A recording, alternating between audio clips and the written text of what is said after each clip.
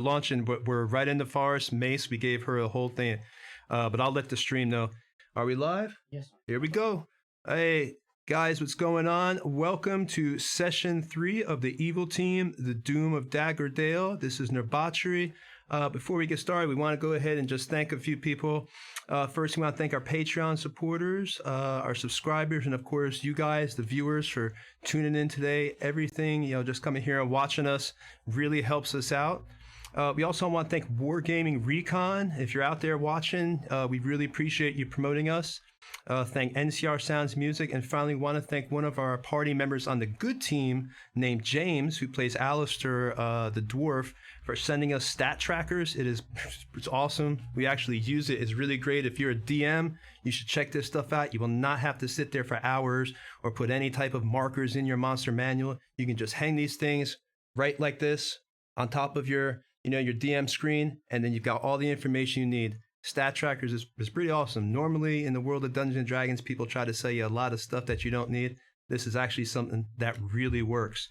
Again, also this is 5e rules. We converted over from a 2nd edition adventure, and all this is made with Dwarven Forge. That you can see this whole map. Go ahead and support them. They make some really great stuff. They just ended their Kickstarter. And we also have our next game will be next Saturday at 6 to 9 p.m. EST. And again, that's going to be with the good team. So you'll be able to check them out on the 10th, if I'm not mistaken. That will be the date. I'm going to go ahead and have everybody introduce themselves. As you can see, I'm wearing a special outfit today. This is the Dungeon Master outfit from the 80s cartoon. And I'm going to let everybody introduce. Let's go ahead and start the introductions with, hold on here. Let's go ahead and Young, you can go first.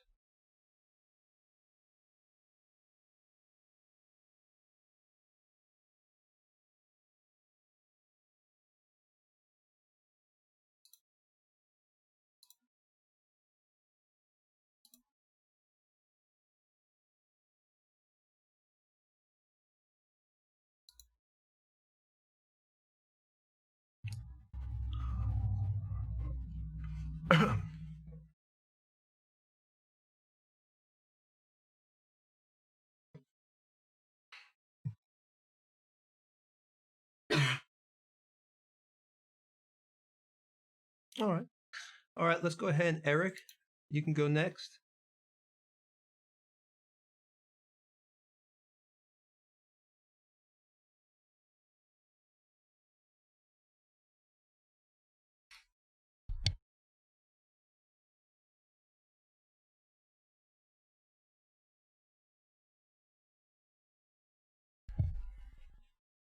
All right, let's go ahead and have Winged, you can go next.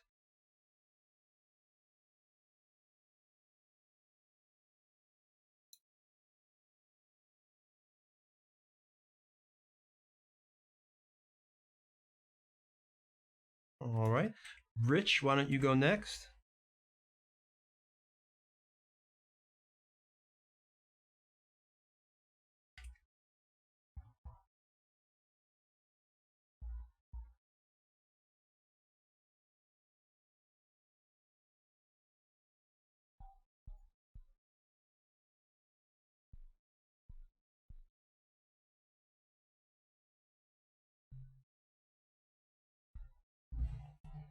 All right. Mace, you can go next.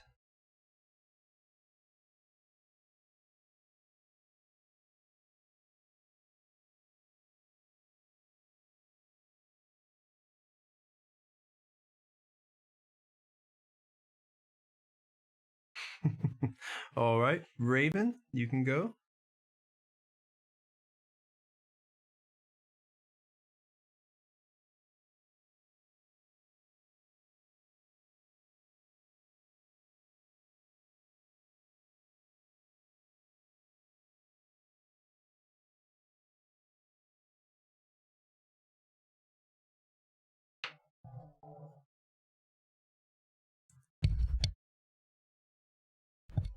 Yeah, the DM was making that mistake a lot, calling him that one time.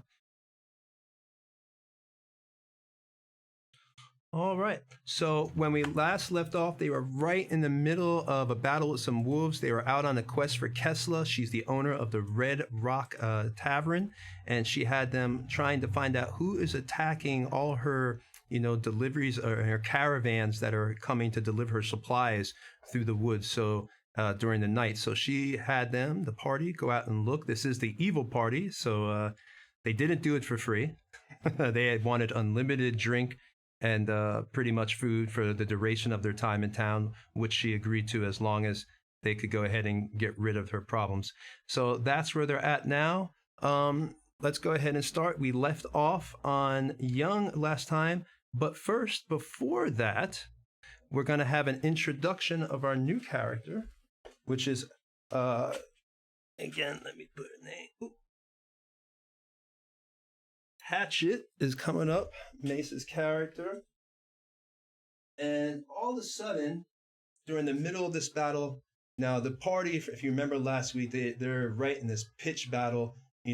Some people have had flesh ripped away from their body already from these wolves. The evil cleric is surrounded by 2 wolves already, down to just 4 hit points. But right behind him, a hole seems to open up. The grass falls in. There's a little bit of a rumble. And out comes this tabaxi with black fur and green eyes to dust herself off. You see the dirt and the grime fall from her fur as she shakes and she looks around. And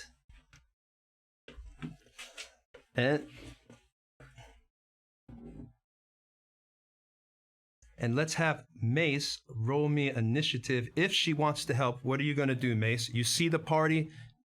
They're right in the middle of a battle.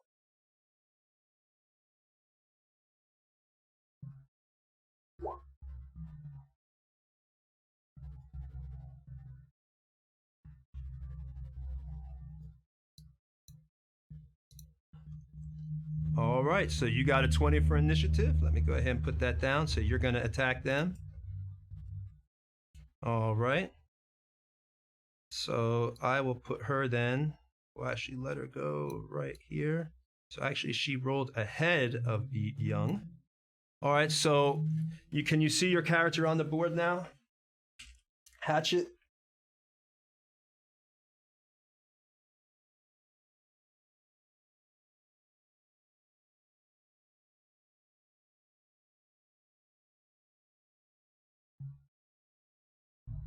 Yes, to your left, you see Salinar. He is being surrounded by 2 wolves right now. He has blood coming from his side. Part of his arm is already, you can see part of it's missing. You can see a little bit of the bone from where the wolf has taken out a huge chunk. And his eye on the other side, it looks like his orbital socket has been crushed. Apparently maybe from a wolf trying to knock him to the ground and failed. I'm sorry, I will learn the pronouns. I'm very sorry about that. I am working on that. I continue to work on that, guys. I do apologize. They got attacked, and now they have the orbital bone. You can see it's crushed, and it's just bad. Selinar obviously looks like it's in trouble. Obviously, you don't know their name yet.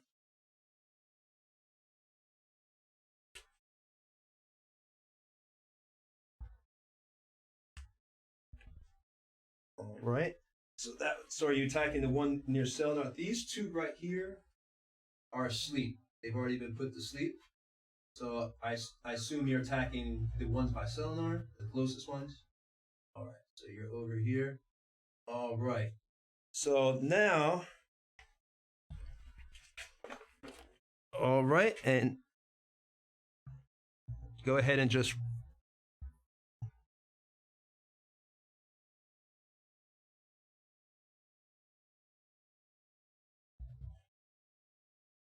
Okay, so that was your total attack roll was 9?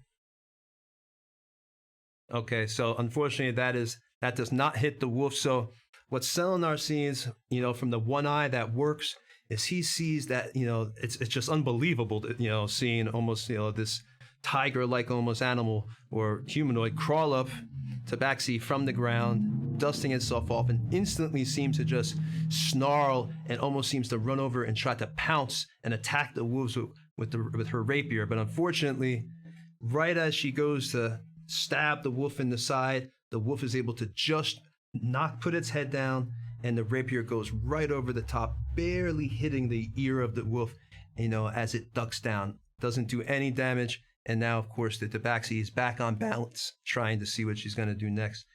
All right. Is there anything else you want to do? I think you don't have any other moves, unless there's a bonus move or anything that you have. All right. All right. It is now then Young's turn.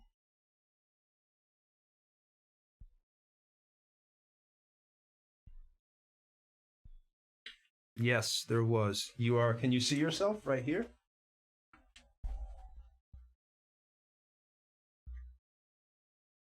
In the battle kit. Here, let me move this tree. Hold on. Let me take this tree top off. Maybe that will help. Is that better?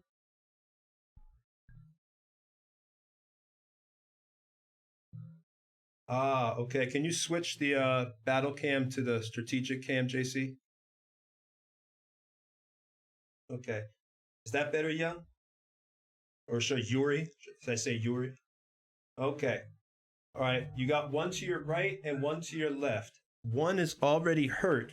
You had taken damage, if I'm not mistaken, off one of them. So what would you like to do at this point?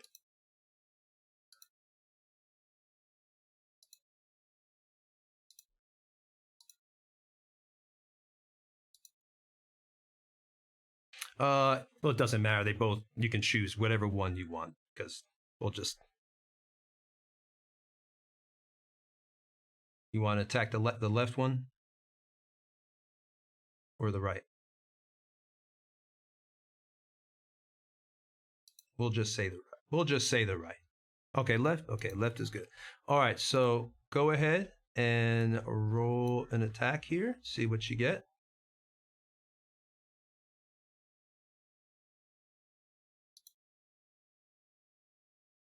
It is. The stream is saying that my camera is kind of dark, JC. You might want to turn up the brightness on that, if possible. I think he might be trying to fix it. Sorry about that, guys. He might be trying to fix the camera right now. And I don't know if the ambient music is playing. There should be ambient forest music playing, nighttime forest music. All right, so what did you get? You rolled a 10. Unfortunately, that does not hit. Young, do you want to describe it, or do you want me to describe it?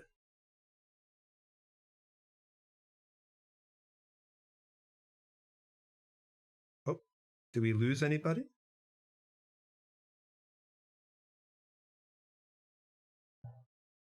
Can you hear me? Yep, I can hear you. Yep. No, we can't. There we go. That's why. I think it's more of like a womp womp. It was like a womp womp for time for that sound effect where I tried to slice its tail off and it just didn't work, and I just went for the hair in its tail, and all I did is just give it a trim.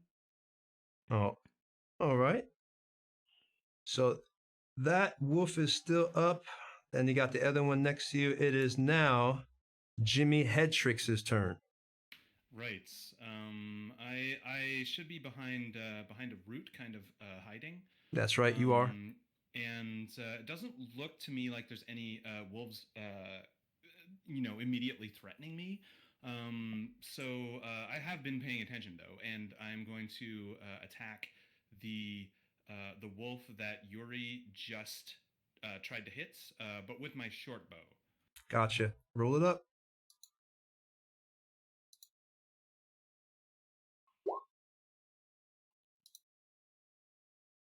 Oh, sorry.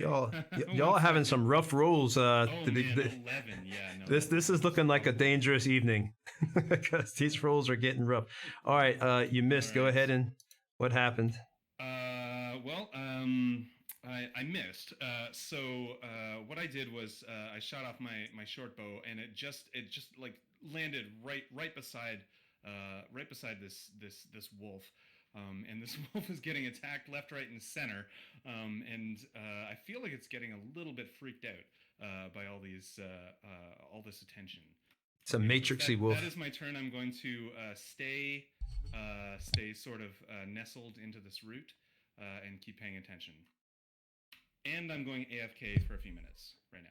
Okay, we have to have one person leave. He has a serious situation, so he's just kind of maybe if he's lost his ability to communicate. He has to be told what to do by one of the other party members. Next, it is Lucius's turn. All right, Lucius is going to. Can you point to the different wolves? I see two of them in the front, on the top. Are there any behind Lucius? No, there's none behind you. There are only these two here, the two asleep, And then the two by Salinar and Hatchet, and the one by in the cave with Cutter. Lucius would like to back up and move behind, I believe, Raven. He'd like to back up and move behind Raven to get away from the wolves that are currently attacking. All right, I moved you back behind Raven. And he's going to cast Toll the Dead cantrip. I don't believe. Do I have to roll to hit on that one? I can't see if I can have to roll a hit on that. It is a ranged attack though, so I'm thinking I do. Any rules, people that know that? What did you say? I'm sorry, I was sitting back down. The Dead. Does that require a roll to attack? Or If it is says it, hold. Saving throw from the wolf. It's just a wisdom saving throw? Okay, so I believe it's wisdom. wisdom saving throw. Actually, are there any other wolves that are missing hit points? The two by Salinar. That's right, the two by Salinar, and then you've got the one by Yuri, and that's it. The other two are asleep, and the other one hasn't taken any damage from Cutter because he was doing dodge and all that. I want to get one of them that has taken damage. The one that's next to Salinar about ready to kill him. I'm going to try to take him out. Okay. And that What is the range on that spell though? 60 feet. Let me count, make sure you're within range. I think you are, I'm pretty sure. I think I can. Yeah, you're good. You got it. You're only 10 square. You're only 10 squares away, so you're only 50 feet. All right. So 1d12 is going to be the damage if it fails the wisdom saving throw. And that saving throw is, drum roll please. Well, I just rolled. The spell, wisdom saving throw. So here's my spell. I got a 6, so I'm pretty sure I failed. It was a 13. Well, I got a 6, so a 6 and a 19, but the 19 was only if I was rolling on advantage, so it's a 6. Awesome. Okay. Oh yeah, so it looks like I did have to roll maybe, and I rolled a 22. So awesome. They were going to take 1d12 damage. Let me get my 12-sided die real quick. Actually, I'll just show the damage here. Make it faster. Looks like 1d12 is 10 damage. 10 necrotic damage. Yeah. All right, so we're gonna have to get you off that also, that advantage. All right, so how do you want to do it? One of them is down. It's a verbal and semantic, so I just go. Sana sila sa muerta la silon, and then it starts just the head of the wolf just start ringing, and it just starts shaking its head until its ears start bleeding, and then its eyes follow.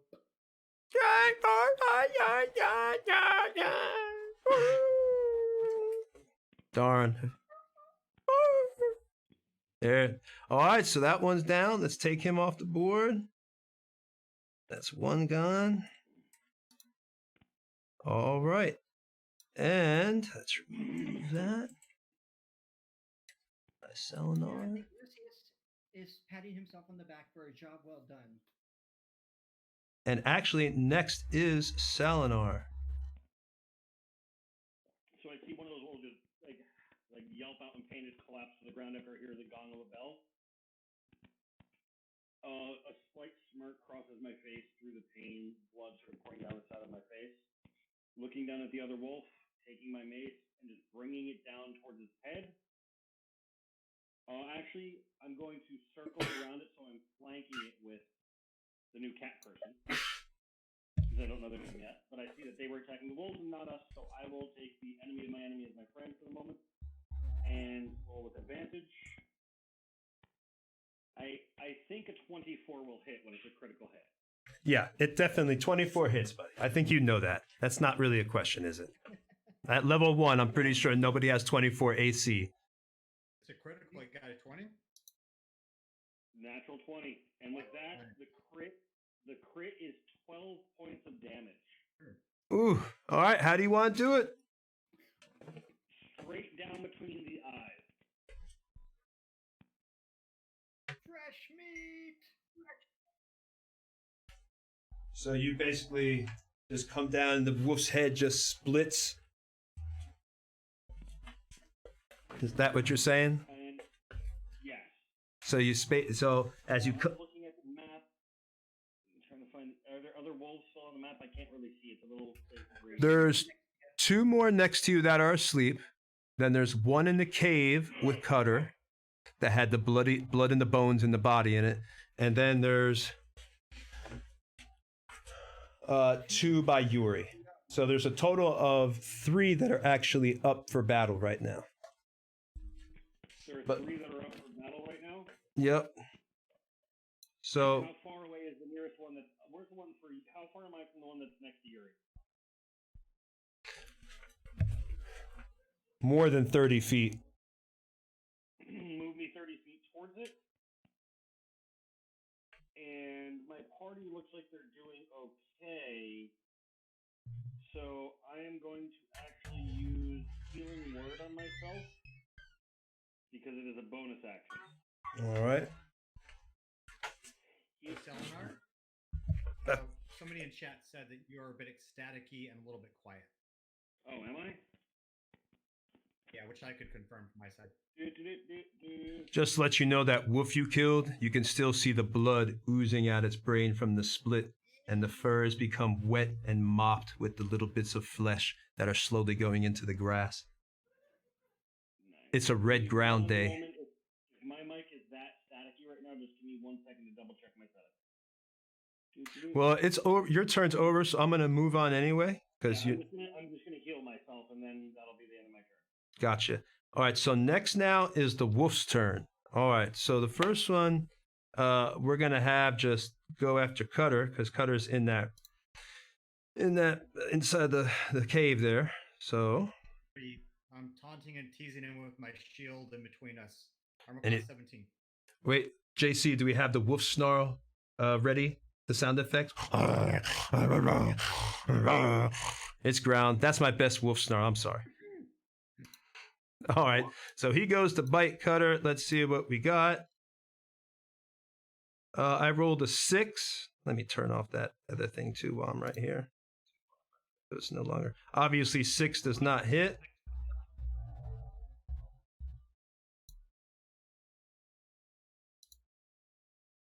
There we go. I should turn that off. All right, so obviously 6 does not hit, I imagine. So the wolf goes to jump at Kutter. It's, sitting there, eye to eye with Kutter, its head arched. You can tell that you see the bones. You can smell the stench of the rotted flesh in here, Kutter. You're almost throwing up, almost passing out. The stench is so bad. You're crushing bones underneath your feet from the former victims of these wolves, dead goblin bones, animal bones. And this wolf, it crunches over the bones as it goes and gets close to you and goes to leap at you. But instead of hitting you, your barbarian, instincts, whatever, or your reflexes you're able to take the wolf. And as it's coming over to you, you take your hands underneath it and lift it and push it, almost use its own momentum, and it slams into the side of the wall. And now inside the cave, you're in the opposite way, and now the wolf is on the other side of you because you slammed it into the cave wall. It didn't take any damage, but you can tell it was a little bit shaken for just a minute there. And you haven't taken any damage either. All right, so next is the wolves by Yuri.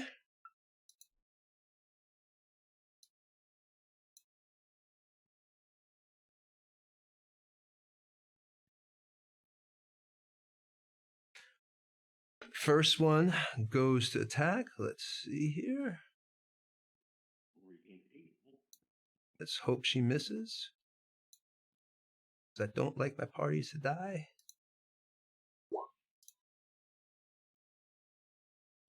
Well, we rolled a 10 because I'm just going to use always the first number. Did a 10 hit? No, I don't believe it did. Let's see. Yuri, what's your AC? If you're talking, Yuri, we can't hear you. But I know I didn't hit you. I just looked. You have a 16 AC. All right, so the first wolf goes to the calf of Yuri the Paladin, the fallen Azamar. You see it tries to get around kind of behind so it can really kind of try to, hobble, Yuri. But instead it goes and it just deflects off the side of her shin because Yuri's just able to kick back and slam the jaws of the wolf with the shin of her heel. And the wolf kind of yelps as it bites its own tongue. And the next wolf goes to attack. Let's see what happens. That one does hit, unfortunately, because like I said, I'm always using the first number here. 21, and the damage is 5. You got lucky. So it's 5 damage. So this wolf, noticing that Yuri is distracted, she had turned her head, trying to kick, as she was kicking the jaw of that one wolf. This one seizes the advantage and jumps up and takes its jaws and puts it on the wrist of her hand as she's holding her sword. Yuri you can see her struggling and howling in pain as this wolf is clamping down, with the tons and pounds of pressure that it has in its jaws and the sharp biting into the bone right through her flesh. But luckily, with, a will of iron, Yuri is able to hold on to her weapon and, not drop it. Darn it, I just had a gnat almost fly into my mouth. Sorry. So Yuri's just able to hold on to the stream or hold on to the weapon. And, she's still standing up, but she's taken 5 points of damage. And Yuri, Young, are you there? Looks like her video is not loading. Uh-oh. Uh-oh, poor Young. All right, well, she took 5 hit points, guys, so she's down to 1 hit point. So, yeah, you need to heal Yuri. All right, so the other 2 wolves are asleep. And that's right, you killed both wolves, so that one goes too. So we'll be at the top in a second. And 1, 2. It is now Cutter's turn. Great. So, I don't like to correct the DM, but I did hit that wolf last session for 5 points of damage. Did you? Oh, if you did, hold on. I'll fix that. Evidence. Not a problem. Yeah. Right before our last session ended. So, I mock this wolf after tossing it against the wall and get even more crazy. And I toss my shield and my axe to the ground, and I pull out my maul, and I smile at him, jump in the air, come down with my maul. Come down with the maul. All right, did you hit? I'm gonna roll right now.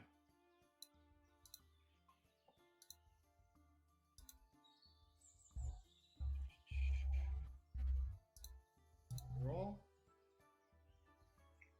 That is not a hit, unfortunately. Only a 10, so I missed. Nope. So yeah, you try to come down with your mace. After slamming this wolf against the wall, you have a lot of confidence. You feel your barbarian strength and your rage coursing through you. But unfortunately, in your haphazardness, because you're in your rush to attack this wolf in your confidence, your mace comes down and misses the wolf's paw because it definitely jumps out of the way and slams into the ground. You actually see a small spark go up with the amount of force as you hit the stone cave floor of the cave. All right. It is now Hatchet's turn. All right. So where on the board am I? Let me show you. Right around here. Hatchet, you are right here. Can you see my finger? I have a little delay, so I probably will see your finger. Right. Okay, yeah. Cool. All right, so I'm gonna, and the wolf closest to me is killed, right? Well, these two wolves, the ones that you're probably looking to your right, those are asleep. The ones laying down.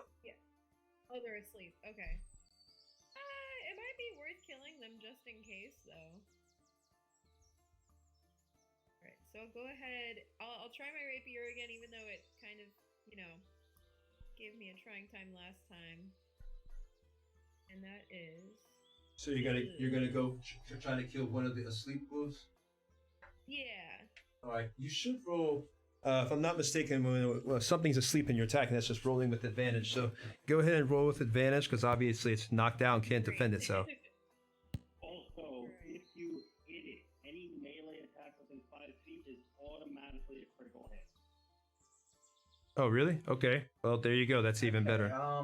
Rich, can you increase your audio? I love critical hits. Done it. Hold on. Rich, JC wants to know if you can boost your audio a little bit. You're a little bit low. Alright, give me a sec. And thanks for all the people that are watching the stream now. I don't know how many are watching, but anybody's here viewing. Thanks for tuning in. Hope you like my Dungeon Master outfit. JC, is this better? All right, so Mace, you rolled an 8 and a 12. Ugh. The party's having some hard rolling tonight, man. Unfortunately, Not much. that does not hit. So, go ahead. How do you want to describe your miss? I think I was probably just really frazzled, and like any good cat, I have my hair up on the back of my legs, and I do that weird thing that cats do when they kind of run forward but can't run well, and probably just missed it by that much. All right. And since you didn't hit it, though, you didn't strike it. Correct me if I'm wrong, stream. I'm sure someone will. That wolf is not going to wake up because no actual physical attack actually struck it. So it's still asleep. So you missed even with advantage, right, Miss? Yeah, she rolled twice. She rolled an 8 and a 12. She just kind of, I guess, used her claw, scratched its back. Mace is over there by the asleep wolf. It is now...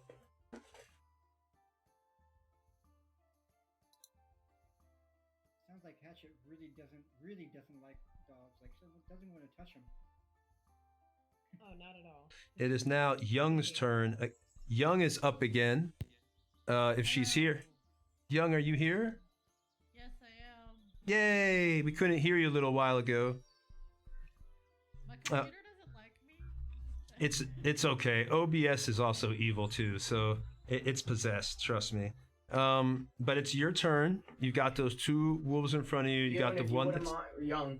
If you wouldn't mind increasing your audio too. That's JC asking you to turn up your audio if you can, because people say you're a little bit low.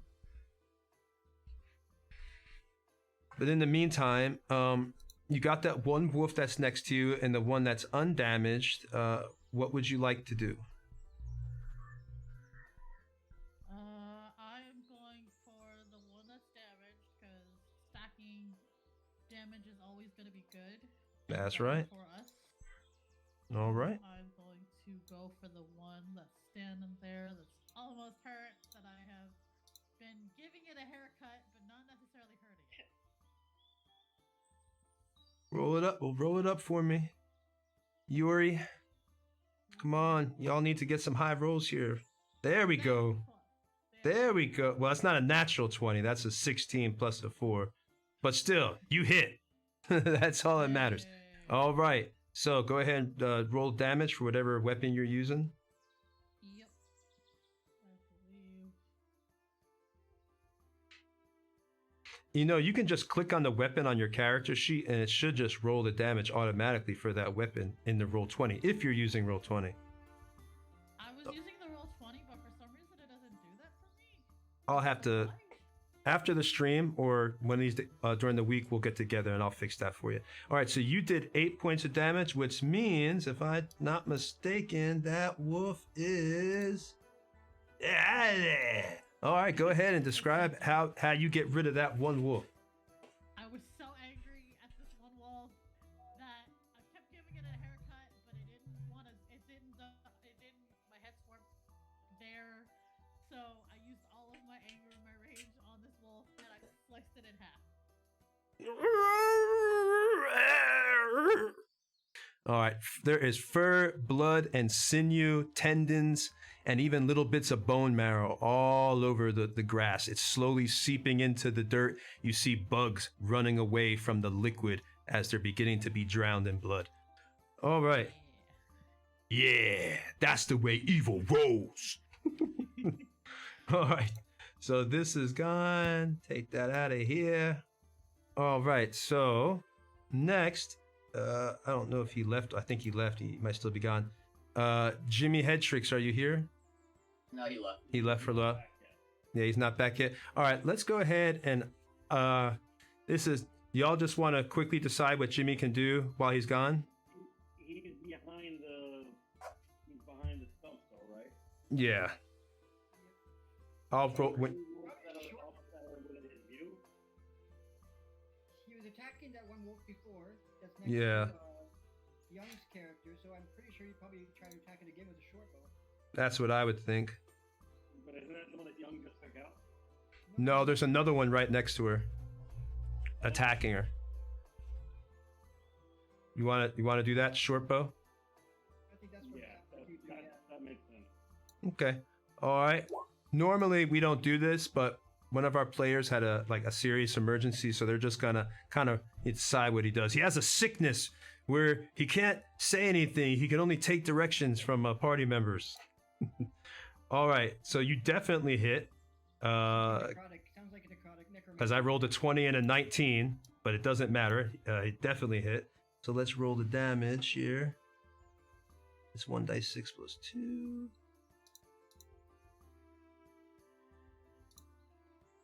So plus 2 would be 4 damage. So takes a total of 4. So the short bow goes whizzing through the air. He notches it. You actually see it. You know, his hands are, calm, ready, and takes aim at the bow. As it flies, you can hear the of the bow. It hits right into the quarter side of the wolf, where it would technically be its thigh, not actually in its torso. It's the wolf in its pain almost falls down for a second as that one leg buckles underneath it, but it's still up, strong, looking like it's ready to fight. All right. Not for long. Not for long. That's right. That's the attitude. I think it's Lucius's turn. He's going to finish that wolf off with another Toll of the Dead. Let's put this one up here. So that's -4. You're keeping track of. Oh, is Toll of the Dead a cantrip? Cantrip. Okay, yeah. All right, that's why. A beautiful cantrip. Yeah, that's cool, man. Like old school D&D, you ran out of spells. That's it. You're slinging it up. You just get your sling out, throw some rocks. If I had to roll for this, which I think I do, because it shows it on Roll20 as having to roll for it. No, it's a save. It's just a save, automatic. Okay, well that's good because I rolled a 6. Roll20 has some of the spells prompted rolls. Okay, well in that case, it needs, since it's injured, it will need to roll a Wisdom saving throw of 15, I believe, of 13, and if it doesn't save, then it will take 1d12 damage. All right, let's find out. I just read it. It doesn't look like you need to attack it. It just says you cast the spell. Needs to make a save. Yeah, it doesn't look like an attack. Let's do this. Come on. Oh, wisdom 6. There you go. You succeeded. And I roll a 5 for the damage. All right. And you were hitting the same one. Which one were you hitting? Same one that. Just injured. Yeah, that Yuri was fighting. That's right. Or that Yuri and Raven. All right. And you did 5 damage. Let's see. Just Where 5. But yes. And well, you heard it. Obviously, go ahead. You can describe it. It's not dead. Though. It's not dead. It starts ringing. It starts snarling and shaking its head. But unfortunately, its eyes don't pop this time. What, it didn't go all total recall on you? With the eyes popping out like Arnold Schwarzenegger? I was really hoping it would, but I don't think I don't know. Is it dead? No, not dead yet. All right. All right, so you take off. They might have got big. They might have got big, but they didn't pop. All right, so you took off 5 points of damage. All right. And I'm gonna stay right where I'm at, behind Raven. All right. So, Mac Raven. Hello. all right. So we got the I'm two. using you as a human shield, Raven. Don't worry. Okay. We got the. I may not be great at being one, but okay. We're doing a great job. Teamwork. Absolutely.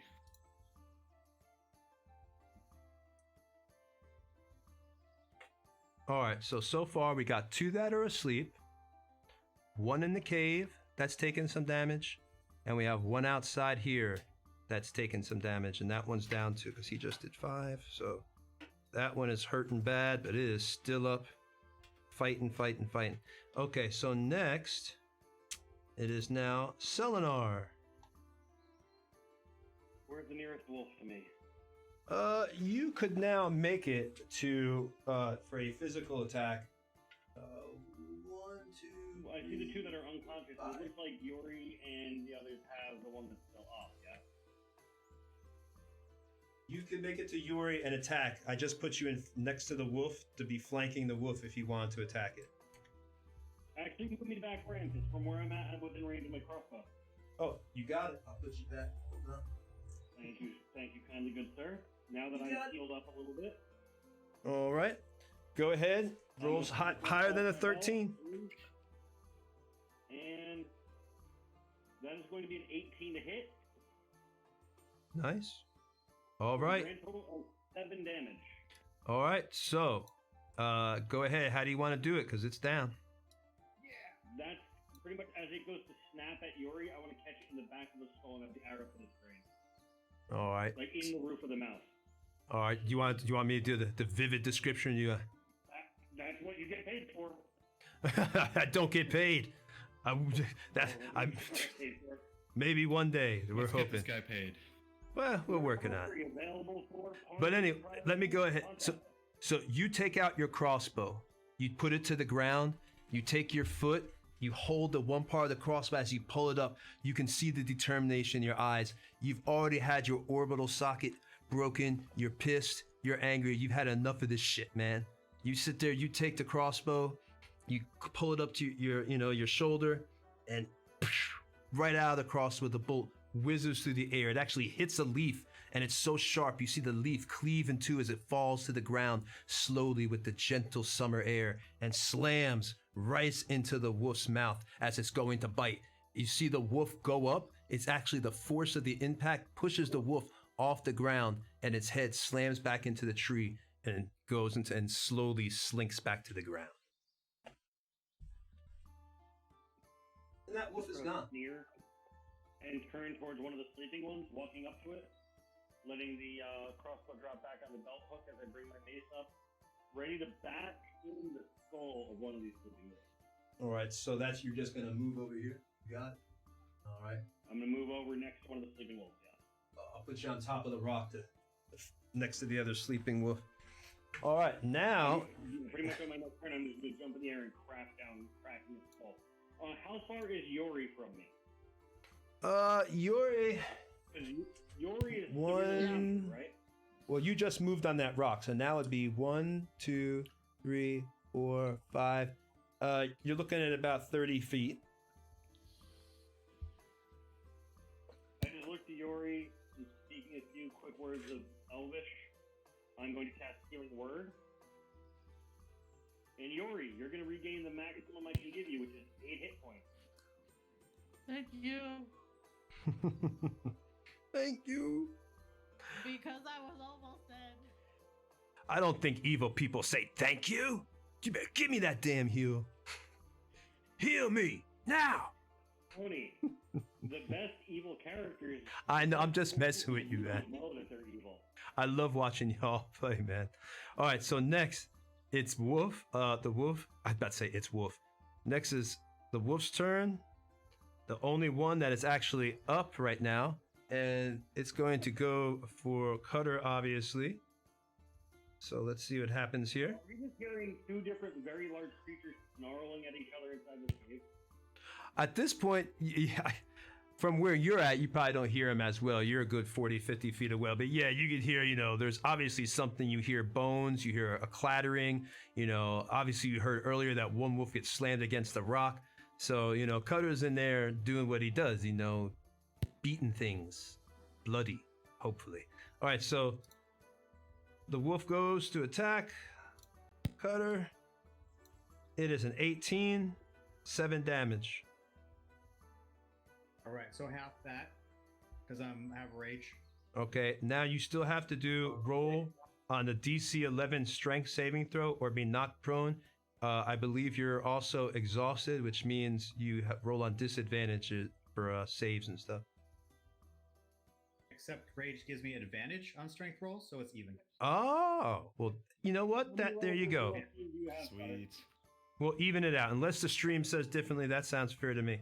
All right, so No, that's what Actually, Tony. that's the way it goes? Okay, perfect. All right, so Tony, 8. level one of exhaustion is only ability checks, not saves. I know that level 2 is that's attacks and stuff, if I'm not No, mistaken. level 2 is speed half. Level 3 is It's attack. attacks. Okay. All right. Yeah, So he still gets his saves at full. perfect. All right, good. So just roll an 11 for me or higher. So do I get advantage then or not? Does it counteract it or do I get advantage? Yeah, we're just going to counteract it. You're even. Just go ahead and roll and give me an 11. Okay. Oh, so obviously you don't get knocked prone. All right. So the wolf goes to it. You could see at this point, this wolf has been knocked against the wall. It's still, not exactly, didn't take any damage, but it was still a little bit shaken. But it goes for Cutter. It opens up its mouth. You see the light from outside the cave. Right as the wolf jumps at you, just hit its eyes. So you actually see the yellow glint. And that actually is kind of what, messes with you. And you just turn away. And when you turn away, the wolf is able to get the advantage. It bites into your torso, and you feel the wolf's claws slamming into your pec, and also the jaws slamming into your pectoral muscle and slowly ripping away the flesh that's on your pectoral muscle. It drops to the ground, the wolf, and has a huge piece of flesh and armor, piece of your armor in its mouth.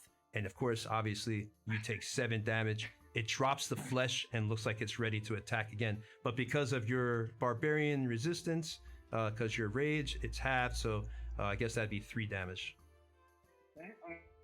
Thank you, Dwarven Forge Live, for subscribing with Twitch Prime to our stream. Thanks for the sub. Oh, thank you. Thank you for subbing Dwarven Forge Live. So, that's Mace, if I'm not, obviously. So, we have another player that's subbed. Thank you. Hey.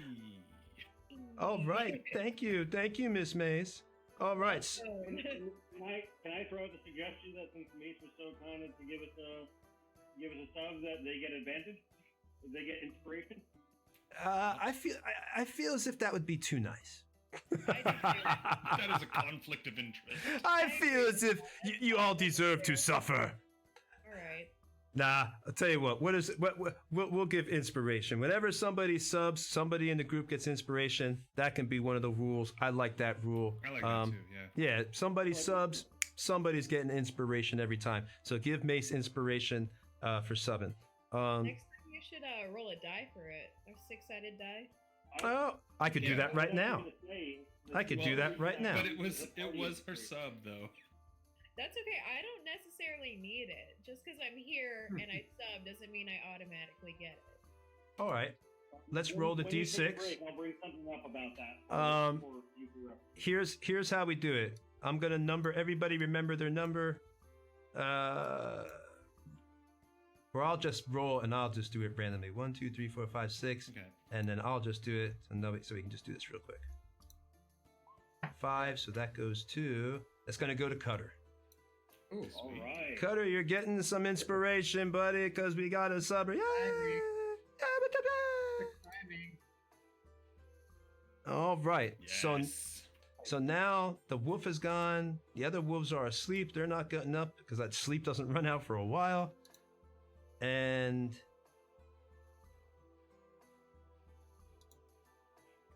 it is now. After 10 rounds. It's now Cutter's turn. Oh, perfect. All right, Cutter, this is your moment, baby. Shine. Inspired. Get rage. Get that evil rage. Let the hate flow, boy. Let your anger flow. All right. What do you got, Cutter? I never realized how hot this skull cap would get wearing. I'm sweating like, you wouldn't believe underneath the skull cap. Yeah, it's basically wearing like a non-breathable hat. Yeah, plastic bag on my head. I think we just lost Warning, Cutter. next time, just cut away the bald cap area except for the hair and just use spirit gun to attach the hairpiece. Ooh, that's a good idea. Did we back, lose Cutter? Cutter? Did we lose? I'm Did we? back. Okay, Uh, perfect. It's your turn. It's your You are turn, Cutter. inspired. I was like, what timing is that? So, Wait. I want to entertain Wait, the hold- I viewers can't hear his and audio. make use of the inspiration. So I know I will have disadvantage, but I'm going to first when I get that bite, I go, how do I taste?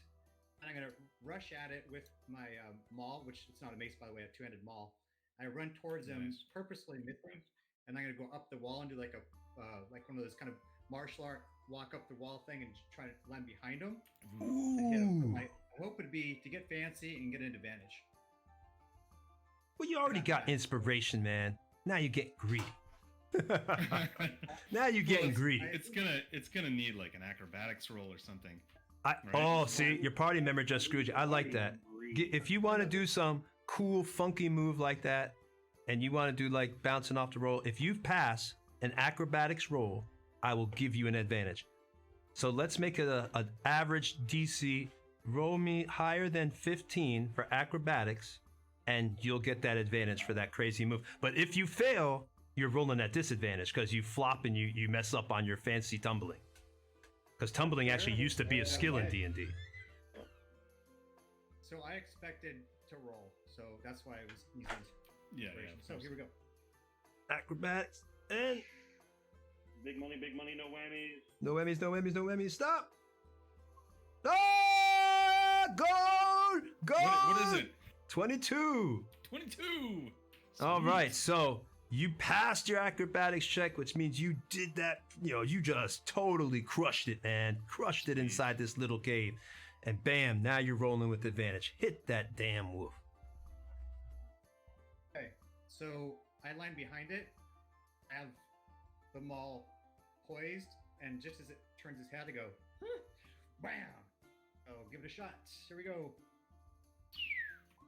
No! Even without advantage, I hit both times. Oh, good. So damage. So let's go and roll my 2d6 from my maul. Oh, dude, there's no way it's not going to die. This has to be dead. While he's rolling that up, just a reminder for those of you that are not familiar with 5th edition rules, inspiration can be spent to cancel out disadvantage on a roll or to give yourself advantage on a roll. Yep. It bumps you up one level, basically. And that's exactly what I'm doing there. Yeah. So 12 points of damage, and as it turns, I have so much 26? momentum. It 12 points of damage, yeah. So it tries to get out of the way, but I just explode the head, just sprays the wall in all directions, including myself. Because he rolled My two mouth is fours wide plus a open. 4.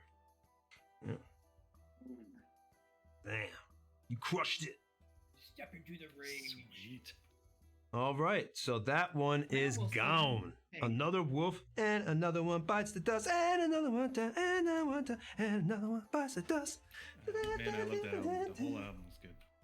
All right, so there's only 2 wolves left, and they're both asleep at this point. Cruelty can ensue. You'll have plenty of time to get in a position, technically, at this point. So if you just want to surround them and... We're gonna be like a murder of crows, ready to Let's go. just murk these guys. All right, so everybody wants to surround them and destroy. We're gonna Yes. pretty much Yes, just clear them absolutely. off. Kill, we go in, we kill. Well, we wouldn't be the evil party for nothing. You Just steal Yeah, my killing dog's them- aboard. Just killing them isn't enough. We need to torture these things. Well, Oh my I feel God. like I would be trying to surgically introduce arrows into these things so that more of the meat is preserved. All right, but everybody's now close enough to put a hurting on these things. Yeah. So automatically, all y'all get a turn up until they wake up. Obviously, hope nobody misses here. So And they're prone. So if we're using like melee weapons, then we get advantage. yeah. Lucius would like to And be if we hit, it's crit. Lucius would like to be at range. Oh, Lucius wants to be at range. Oh, why did I think of that? He Wizard doesn't don't take want. chances. Wizard doesn't want to be up close. He's What am I squishy. thinking? Wizard wants to be far away. Crazier things have happened. Critical already, yes. Yes, crit. That's a 20 to hit. Raven got a 8. 24. All right, so Yeah. It's natural crits, and I also crit because they're down. And I got with my crit roll, I got 8 damage on my short sword. so what's your total, Raven? Jimmy, hat tricks. 8 damage on my short sword. I raise my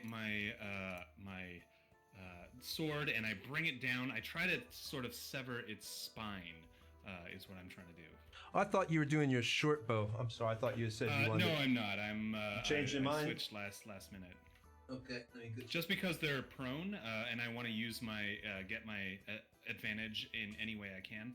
All right, which one do you want? I'll put you. So you hit the one that Selenar was on. Yeah. Okay. All right, so -8.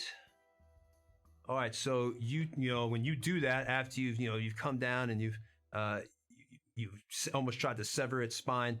That thing with a huge yelp, you see it squirm and jump up. It shakes its head because that was under the effects of a magical spell, but it just dissipates into the air as this thing just jumps awake. It snarls, but obviously you can see a little bit of fear. It almost looks like it's in the eye of this wolf as it's very confused, Right. having been asleep and instantly woke up under attack. But like all animals, it's ready to fight. All right, Oh my god. I woke it up, guys. Sorry. next Why am I is apologizing? Just because I'm Canadian. That's why I'm apologizing. I gotta get out of my own character and into my new character. God be your cruelty. Burn it all. All right, next is Hatchet.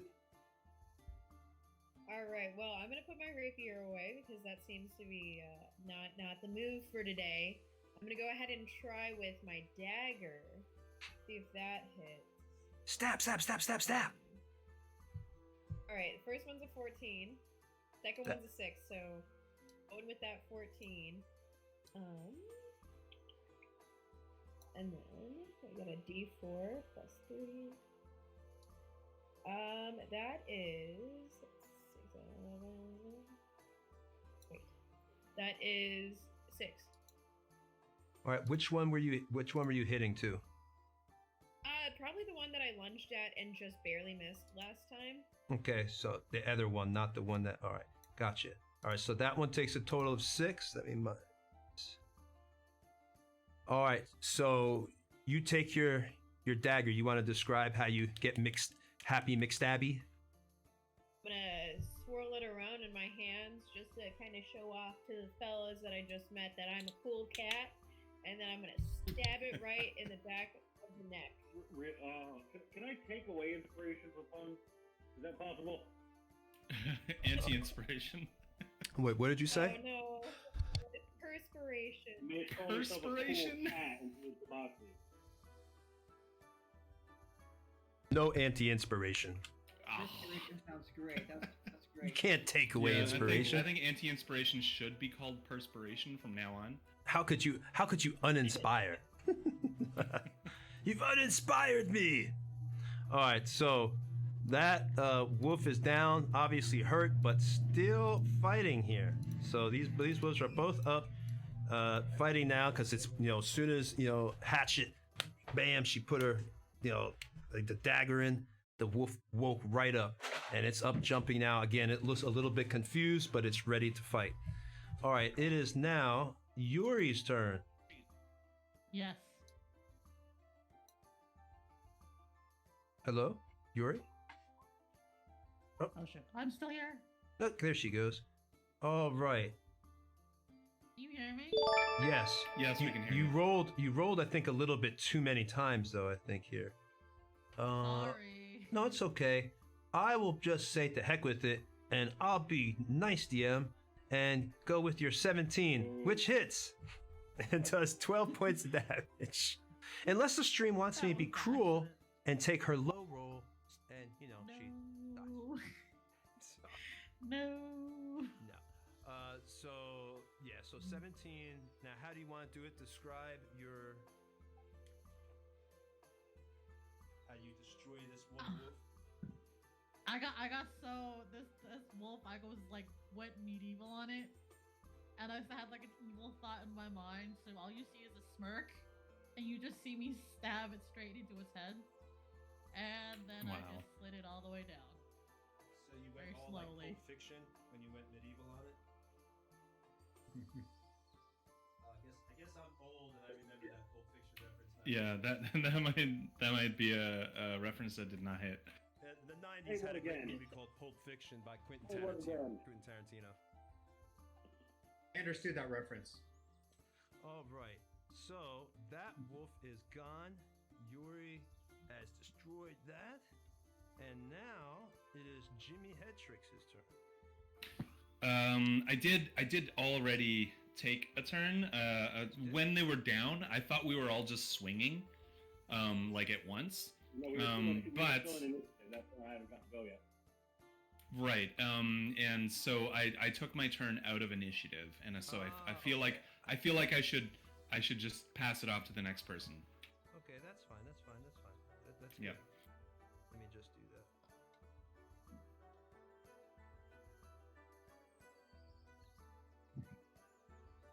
All right. So next would be Lucius then. Lucius is going to say at the remaining wolf, he's like, I'll preserve this one for food. And go, Friasalisa Malesolius. And he casts Frostbite. I'm sorry, what does he cast? Frostbite. Okay. Oh. Yeah, I know what that is. Oh, you're gonna go ahead and put him in the refrigerator early. Hey, that's good. So I believe it doesn't have to roll that for anything, because it does have to make a Constitution saving throw. Constitution save after fails save. Takes okay, con save, and here we go. Misses it. Yeah, because I believe you're a 13 for level 1, right? That means you take 3 cold damage. Oh no! All right, let's see. Is Mr. Wolfie still up there? Not very much. But Not very much, but he's still. Go ahead and describe it, but he's still alive. Oh, it's just his fur starts like to not singe but to frost up, and you can see the frost forming around all of his fur, and his coat gets like a coat of frost on it. But it just quickly shakes it all off and brushes it off, and it's ready to attack now. That it's ready to attack whoever's been attacking it because it's annoyed. That or it runs away. I don't know. It's surrounded. Pretty much. It's not looking good for the wolf at this point. All right. So now it's Salinar's turn. Get them! Woo! That wolf is still standing, yeah? One wolf is still standing, but obviously not by much. It's been frozen. It's been hurt. This thing is just looking bad. You can actually see the icicles still around the jaw of the wolf, and the frozen spittle coming down the side of where it was drooling before, and now it's just icicles. It looks terrible. The thing is snorting, and you see the mist like it's in the middle of winter coming out the nostrils of this wolf. That's how cold it is now. Nice. So I'm gonna move up to it. Can I flank with somebody to get advantage? Go ahead. Yeah, good. I'm not gonna even move your character at this point because I'm pretty sure I know what's gonna happen. Well, I'll move. Well, the flank is important because with the advantage, my low roll was a 21. My high roll was a critical hit. Well, you're already flanking it because it just stood up when y'all hit it before, so it's still up. So you're pretty much Right. are already engaged with it because the last person that hit it was actually Jimmy Headtrix. So now the wolf is turned that way. Mm-hmm. So as I flank it, I strike in critically. We're gonna say I go for the back of the skull, trying to sort of hear those vertebrae crack and watch the head drop as I deal 11 points of damage with my mace. Yeah, it's gone. So it's gone. Ouch. All right. So all the wolves I want his neck to look like a cartoon are accordion. gone. That wolf finally goes down with a howl.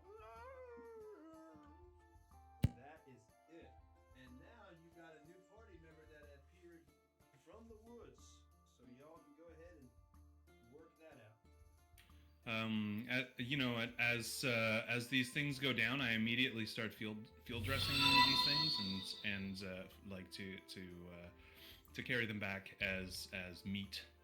Thank you, Wargaming Recon, for the subscription. Actually, Tony, we were talking in the player chat. At this point, there's a couple of different people that would like to take a bio break real quick.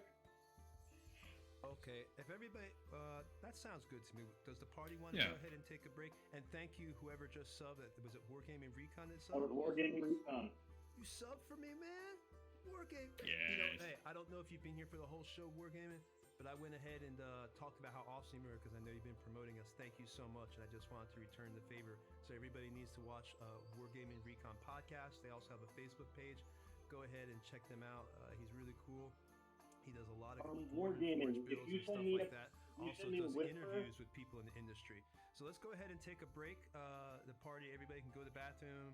I know some people might want to smoke a cigarette or whatever. So let's go ahead and do that, and we'll meet back in 5 minutes? 20? 5 minutes sounds good. 7 minutes work. All right. All right. Cool. See you I all have something in 5 that minutes.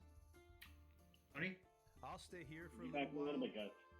If the stream has any questions, let me go ahead and say, please follow us on social media, Facebook, Twitter, Instagram.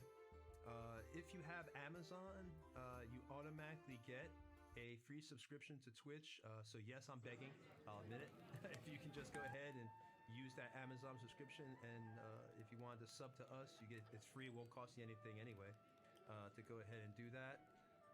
We also have every week we do a stream for any new viewers.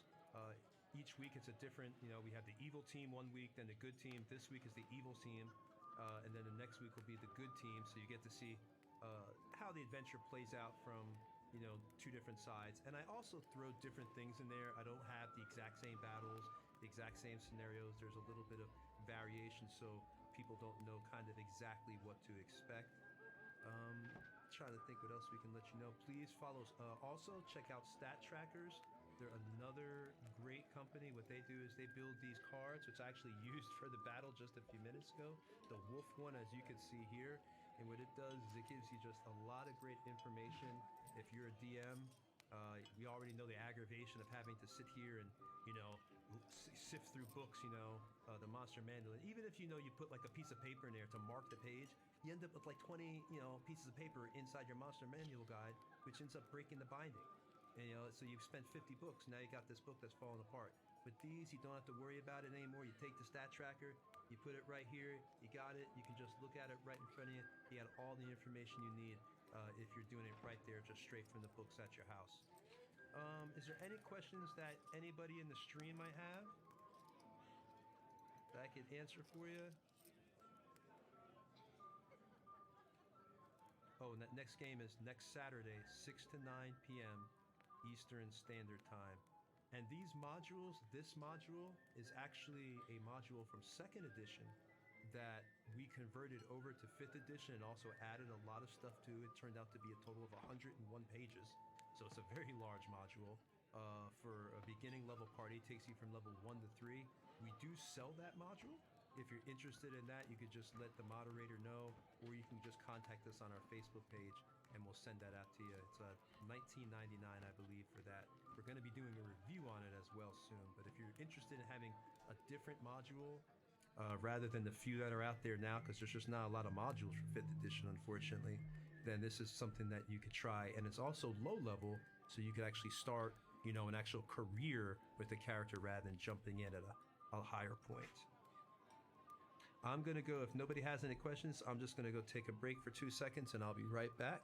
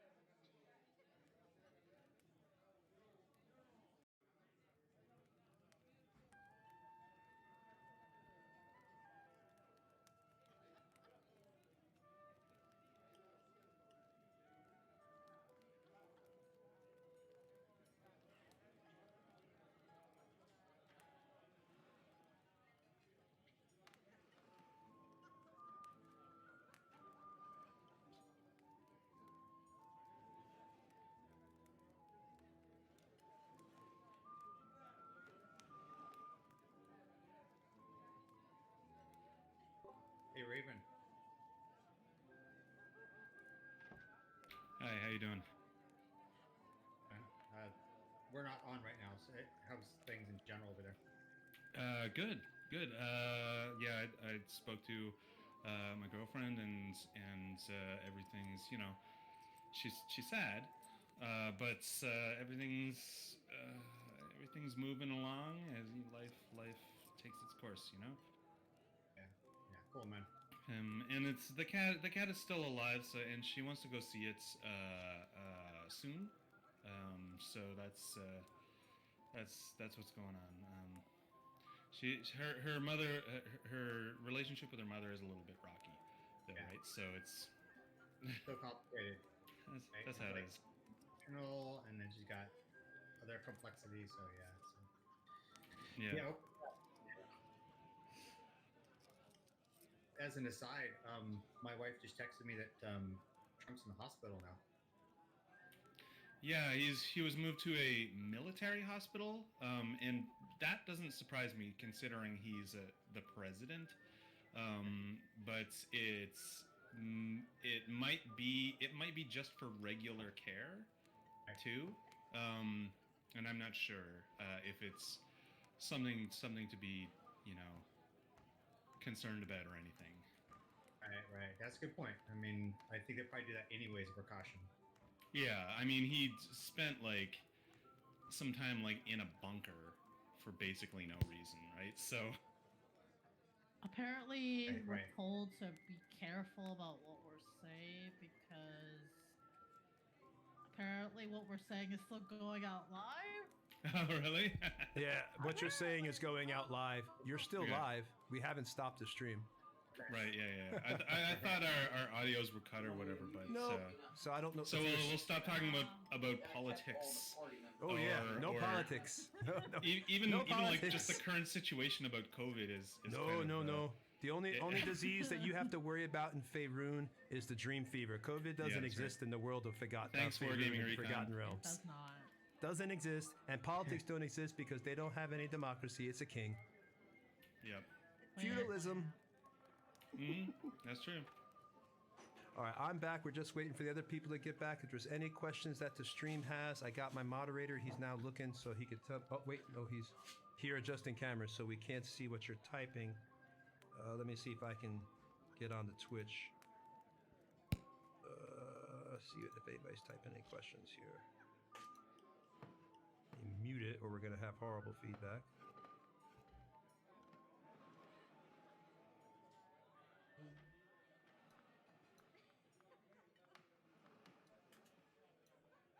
All right.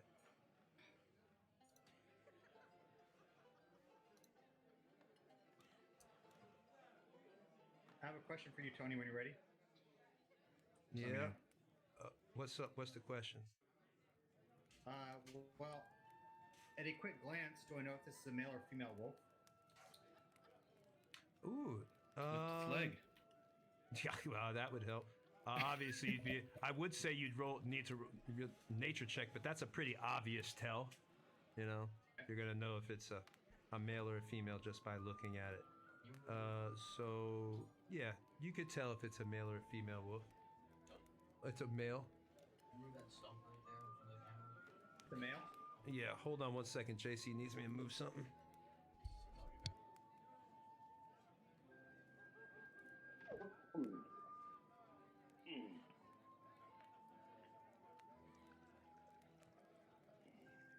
Everybody back yet? Yes. Looks like everyone's Yeah, good. it looks like Lucius is just sitting down. Oh no, he just got up to do something. Oh, all right. As soon as everybody's back, we will go ahead and get started again. Where's the Dungeon Master suit from? I got this online from Spirit Halloween Store. Oh, nice. I've heard of them. Yeah, they're all over the place. They're one of those stores that you only see like once a year, and then they just like, I don't know how they make it, because it's like they'll run for like a few months, and it seems like they just shut down or something. Cheap merchandising. It's cheap location buying too. Now that all the malls and like their Hey, Tony, what are they let called? everybody know, Key can they stores? increase our Like, audio a they little bit? cover- Or... So yeah, I don't know how they make it. Hold on 1 second. What, Lon? And you let everybody know. So you like my DM suit? It's pretty Let nice. everybody know. I knew everybody liked it. Yeah, no, it's good. If you watch the cartoon, you may be a little bit. I don't know how old you are, and I'm not going to ask, but you look I've seen the younger than. cartoon for- What? I'm in the industry, so I've had to see the cartoon. You know. That's true. That's Of course, true. yeah. You've probably I'm definitely. very disappointed in you, Tony, because you have not been speaking in Dungeon Master's proper voice this entire game. Oh, that's true. I could try. Well, hello there. I am Dungeon Master, and your guide to the realm of Dungeons and Dragons. Ranger, Cavalier, Barbarian, Thief. Because remember, it wasn't Rogue back then. Back then, it was Thief. Back in the AD&D days and the 2E day, it wasn't Rogue. It was Thief. So Thief. Even, Tell me out for who I am. you want a deeper dive, Tony? So, you ready It to was start? a thief acrobat. Oh. Sweet. I have. Yeah, never- that was that. Acrobat is a kit, isn't it? From the Thief's Handbook. Are we ready? Everybody here? I'm here. Okay. I digress. If everybody's here, let's go ahead. Now the fight is over, and you see a tabaxi with black fur and green eyes.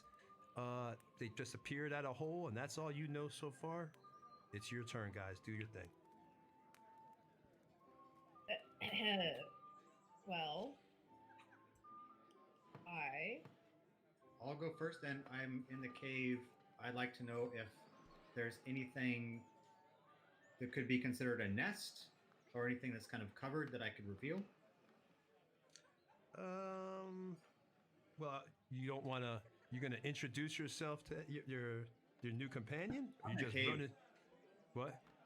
I'm in the cave still. I'm still in the cave. Oh, you're still okay. I thought everybody came out and attacked the thing. So remember, you came out to the cave to surround the sleeping I never wolves. did. Oh, that's right. You I stayed. never did. You never stayed. Okay. Has anybody Well, seen Cutter? Has anybody seen Cutter? Well, I'll do Cutter real quick then, because that's fair if he's in the cave. Then we'll move on to the RP part of your new companion. Cutter, give Yeah. me a perception check real quick. Give me, roll perception for me.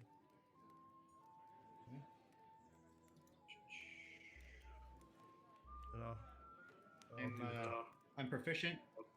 So I 15. At 15, Hear me? you're able to just notice underneath, the bones and everything. You hear a little bit of rustling, and you hear a little bit of underneath the bones in the thing. Do you want to And investigate? this or is do why I it? brought that up. This is why I brought that up. So I was raged, and I want to still be raged because I want to be like immediately after, because I assume this is the case. Whatever's covering them, I want to kick it out of the way and start bashing. Oh my Okay. God. Okay. So you kick it out of the way and start bashing. There's not going to be an attack roll for this because what I'm about to expose. As soon as you go over there, still raged up. Everybody's outside the cave. You haven't gone out there yet, but you're still raged. You kick over the bones, not even telling. Just pissed off. And as you kick it over and you bring your maul down before you even stop, because your maul's already in mid motion, it's a baby wolf, and your maul comes down to baby wolf, and well, I don't want to say how it happens, but there's no more baby wolf there anymore. The This is evil spicy party Cutter, has but that's evil. killed the puppy. That gets as cold as it pretty much gets, man. I want to entertain the troops. So, all right. Well, that was it. You unfortunately. I'll let it play now. What'd you say? Let the group outside interact, and you can have me come out later. Are you gonna? So you're going out the cave now? As long as there's no more survivors. No, that was it, because that was what from the last game. Remember, I told you to do a perception check, and you had failed the first time, and that's why you didn't notice anything in the cave the first time. But And now I you actually assume- passed. So Yeah. All right, And well, since there was as- one wolf, as you come out of the cave, I've dragged a wolf into the middle of the clearing there, and I'm not sure how much of a clearing it is. It is kind of a clearing, and I've dug my dagger into its belly, and I've started pulling the guts out with my hand. Oh, Raven. just like elbow deep into it, dressing this thing. There is a way to do that, you know. And I'm doing it perfectly. all right. I've done this 100 times before. And now you've got, like I said, you've got a new party member. She's right there. How do you want to? Yep. We're gonna Maces. We're gonna have her introduce her character and go to town here. Go ahead, Mace. React to all this carnage. I'm gonna look at each of them with like my, suspicious glances. I'm gonna be like, bet these dogs did something pretty bad, but how far are we by chance from town? It felt like a few days when I was, I guess, in a tree system. Just 7 miles out. Oh. Give or take.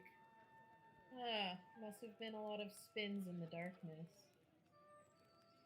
But I don't really want any trouble. So, I mean, do your thing with the wolves and whatever, and we can carry on fine. Well, actually, I would like to take one of the wolves and try to see what I can save from it for later experiments as an alchemist. Any alchemical ingredients I can collect from the wolf. You're gonna see how many you can collect. What alchemical ingredients I could collect, and yes, how many? Just from a wolf? I don't know much. I guess you could have some bone and everything. Bone, scraps of fur, a little bit of meat. Let's see. Go ahead and, depending for how much you get, go ahead and roll survival for me to determine how much you get.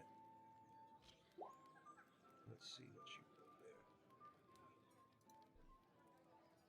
Well, darn, man.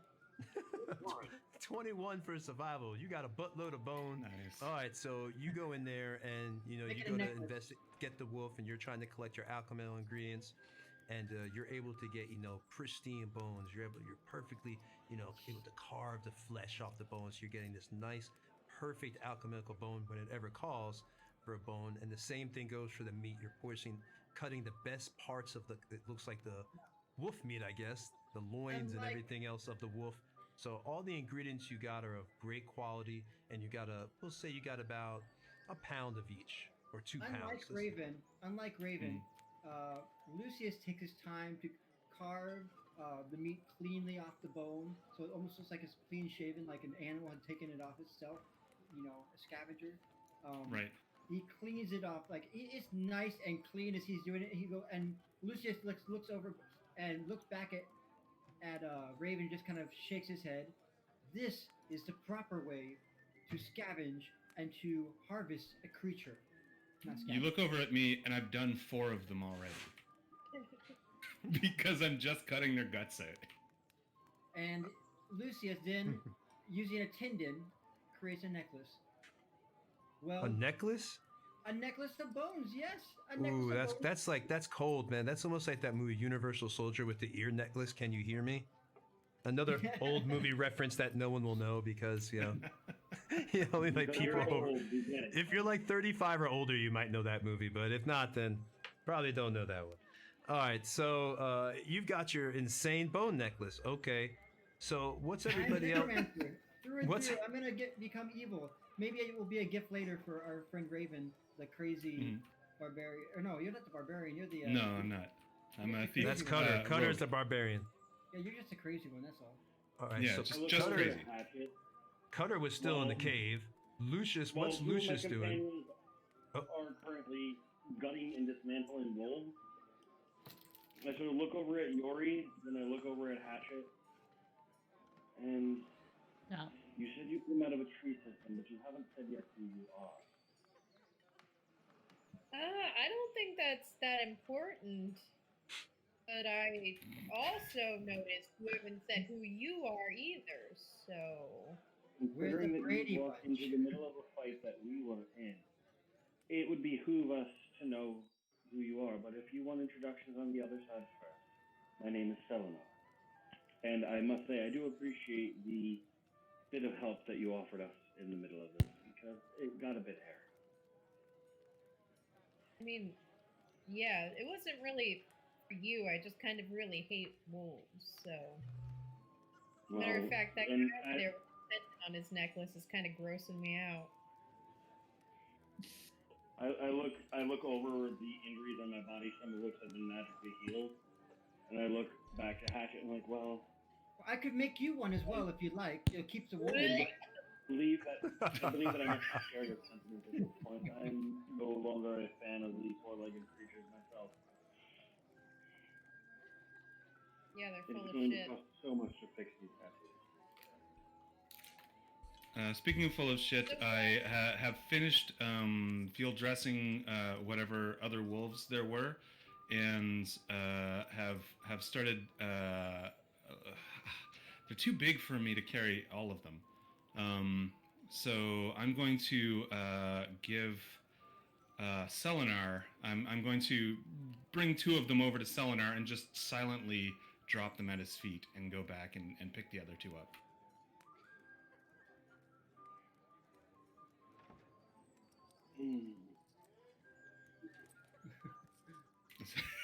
Thank you, Jimmy. They don't know how to react to this.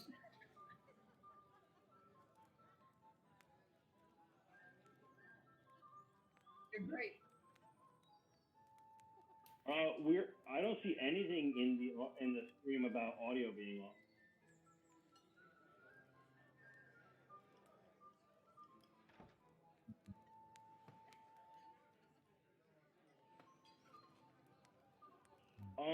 Actually,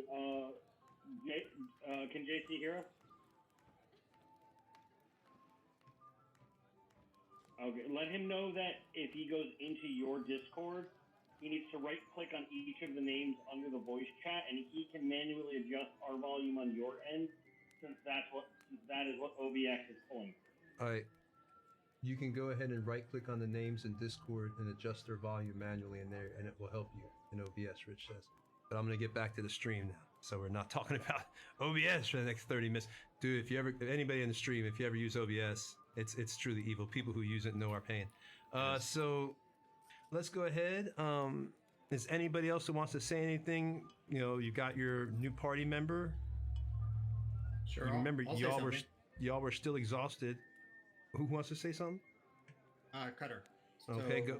Now I'll walk out with Dave. All And right. again, his entire front side is just caked in blood and guts. Since Puppy he's killer. just wearing it's pretty obvious. He walks out and goes, "Huh. Well, those wolves are dead. It appears these are too." He looks over at the tabaxi and he sees that the tabaxi kind of looks friendly and that nobody's fighting. I say, you know, when we walk into a dangerous forest, there's usually less of us on return. It appears perhaps there may be more. You reek of wolf. Yes, it seems somebody let the cat out of the bag. Or That's the what sewers. happened. Or the sewers, at least. I am Kutter.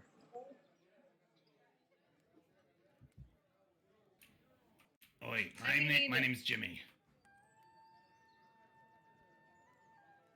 And my name is Yuri. That's Mr. John. And save the greatest for last, Lucius, who will one day be the world's greatest wizard that you have ever known. Pleased to meet you. All right. I am Hatchet. I'm just trying to find my way back to the sewers, to be real honest with you guys, but I don't think we're anywhere close to my home. Unfortunately not. What's the deal with this cave thing over there? Well, we were trying to find some goblins, I but think we found some wolves Oh. instead. We found the goblins, didn't we? Yeah, They're done. Oh yeah. Well, I have a very short memory. Oh, there must be more goblins than this.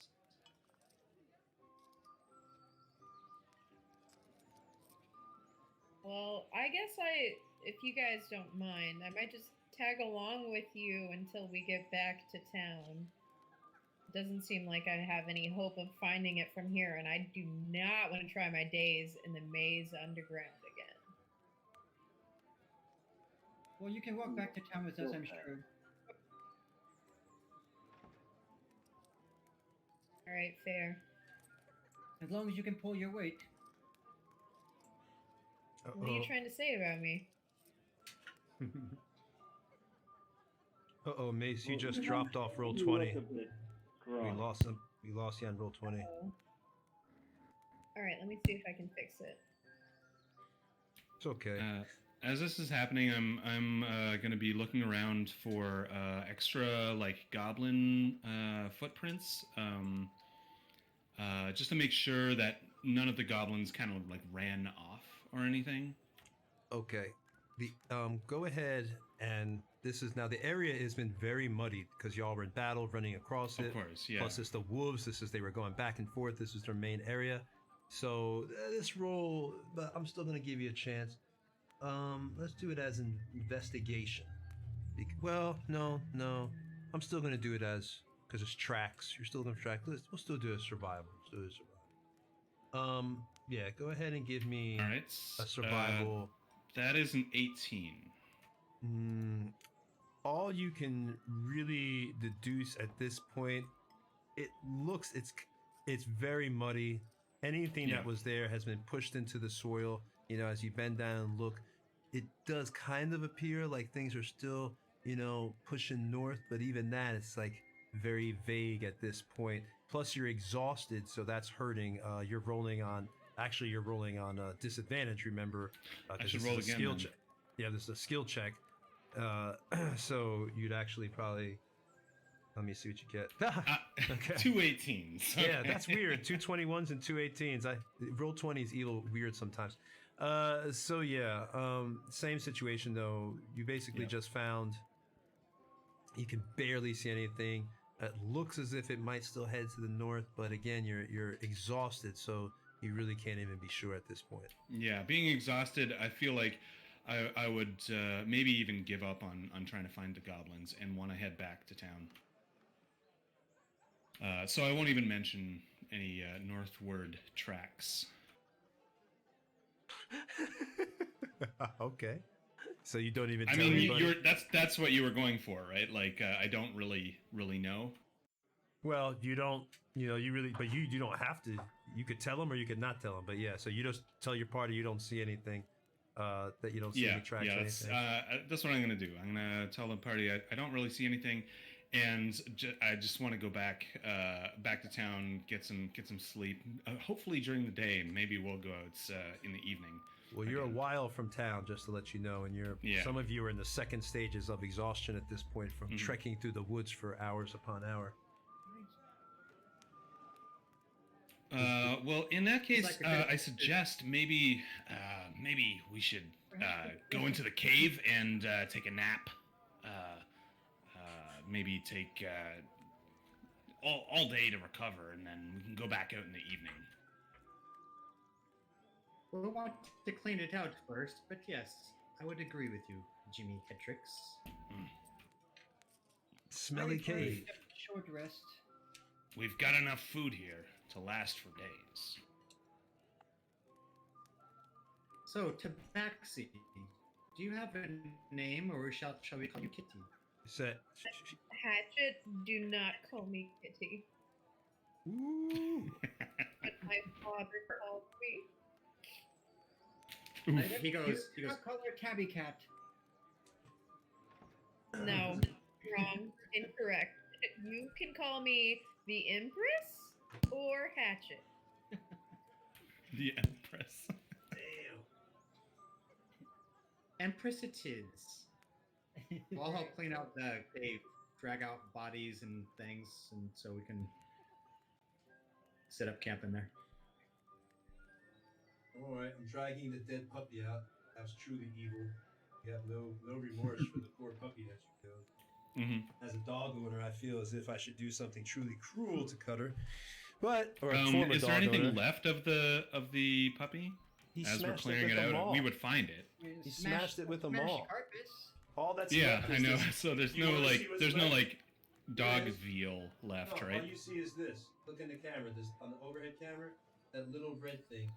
Yeah. I'll take out the bones. All you see is a little Roadkill. splutter of guts. Oh, You're such little good. roadkill. Let me move my hand out the way. Now you can see it. But that's all you see that's left is just the little red guts from completely splatted. So, poor Yeah, guy. yeah, I get it. Yeah, so I'll help clear out the place, and then I'll make. I think I'll make a fire, unless anyone else objects to that, and starts cooking these wolves. All right. I'll put y'all around the fire here. Besides wolf to eat. Mm-hmm. I mean, we can eat them raw too if you want. Oh God. I just figure these overlanders would want it cooked. I might try to find berries in a nearby bush or something. I have those for you. Empress, and I offer a handful of fruit. Oh, Tiny thank fruits. God. Thank you. All right. Are those good berries? You notice that Salinar is sort of sitting on one of those tree stumps, and they're checking over their wounds, making sure that everything's okay, sort of like patching up the armor a little bit, wrapping some gauze and stuff around, things like that.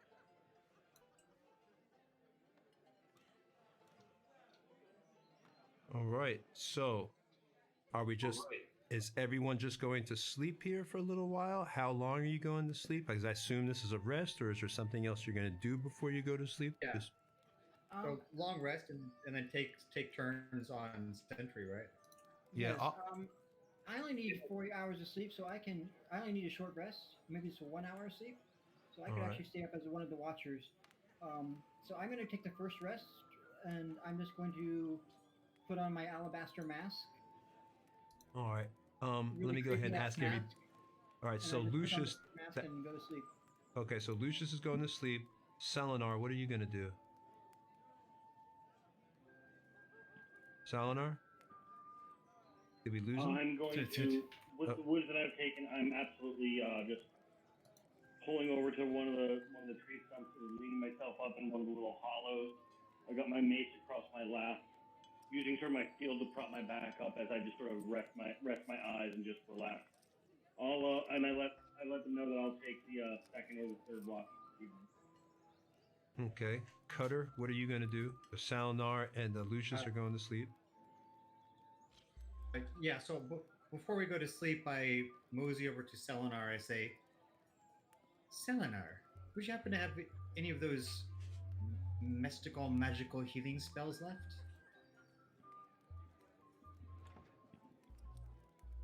I only have one slot currently, but my magic's a little bit weak right now. But how bad are you looking at it? It would have been nice, but I am fine. I sort of look him over. Like, are you looking? Like, He's only on 5. Would you say that you're bloody, like half hit points or less? No. I have out of 14, I have 9. So I'm fine. Looking you over, I'm like, Fine. Do you think you'd be able to sleep? Do you think you'd be able to sleep some of it off? That of course. Well, a long rest, you'll get to full healing. Yeah, you should. All right. And Yeah. as soon as Cutter admits that they can sort of sleep it off, I'm gonna use my last spell slot on myself. Of course. Yuri, what do you want to do?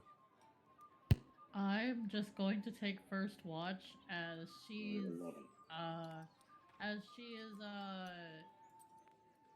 kind of perplexed by everything that's happened as far as everything, but she's just rather just shaking her head at some of the little funny remarks that everyone's making.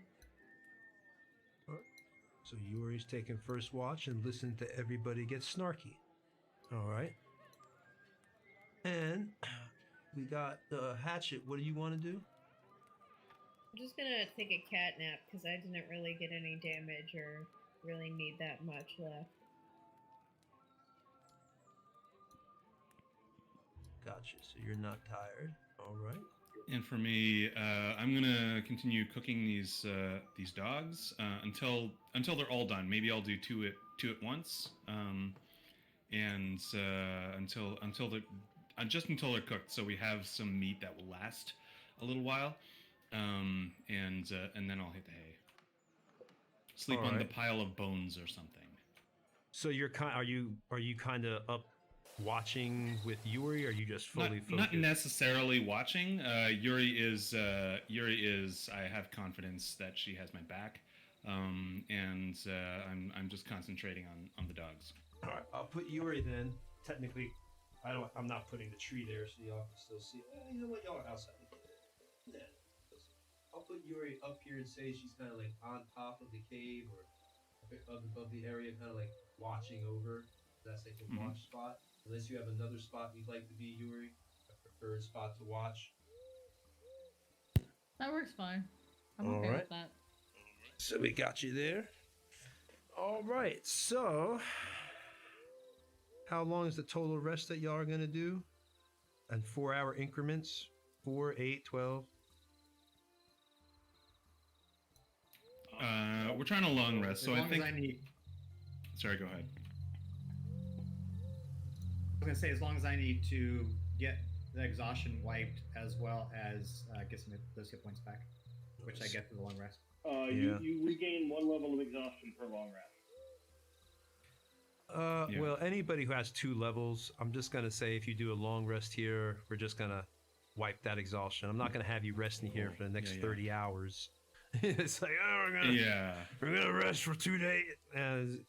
We'll just say that if you take a long rest, you get your exhaustion's wiped. Oh wow. Okay, cool. Yeah, because that you'd be here forever, man. I mean, we could do that. Yeah. It's up to y'all, We'll man. I do- don't know. Yeah. I think we'll do probably an official long rest, which is like 8 hours. Yeah, so 8 hours. All right, then I got to 2 roll. hours each.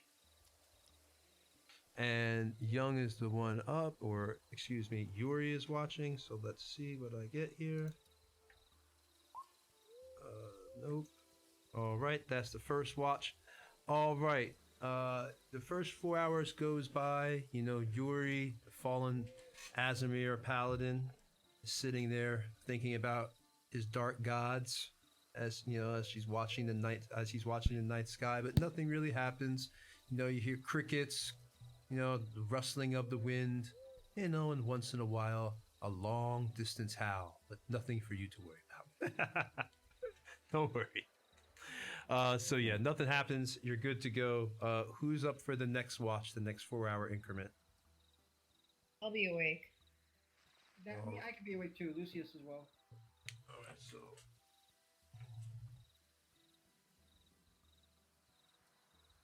Lucius is up here. And I've gone to bed. I've finished these dogs and wrapped them up in possibly some leaves and whatever burlap wrap I have in my pack, and just have gone to bed. Kicked some dirt onto the fire as well.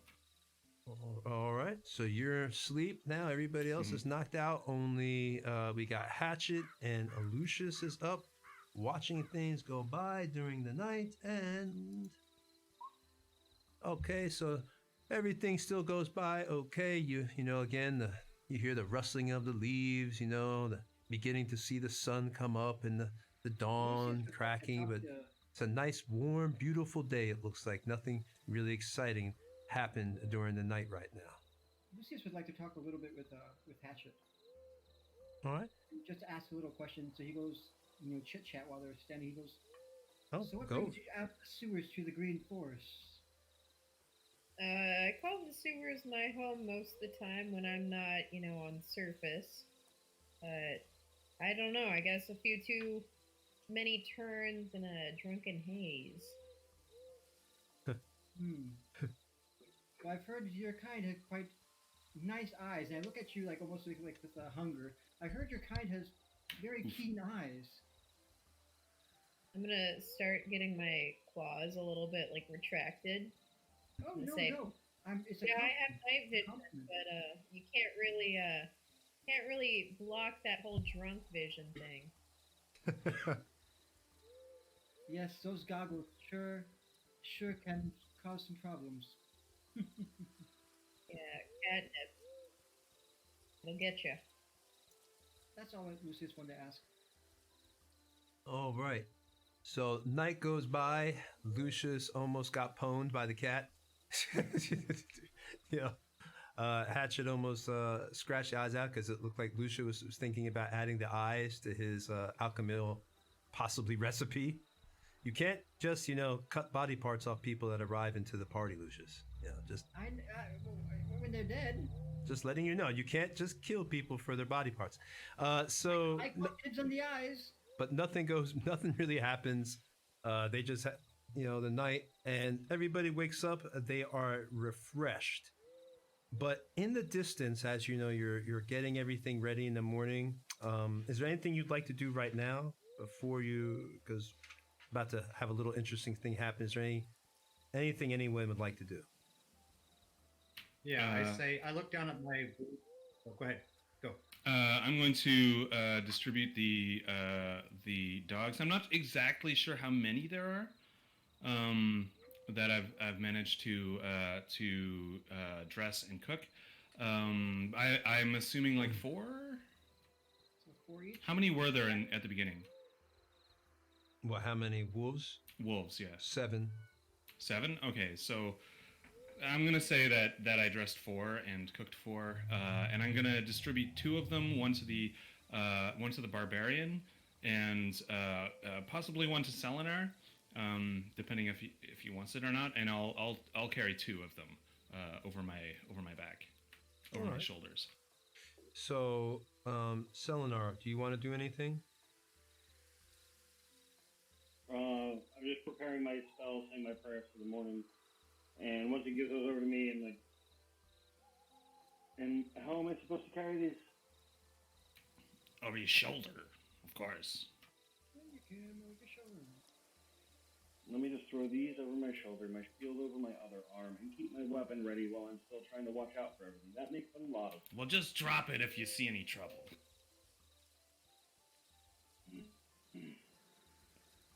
What? Selenar begrudgingly sneaks down, lifts one over, throws him over his shoulder. Just grumbling to himself. Thank you, Selenar. I'm sure you will make good use of these later. All right, Yuri.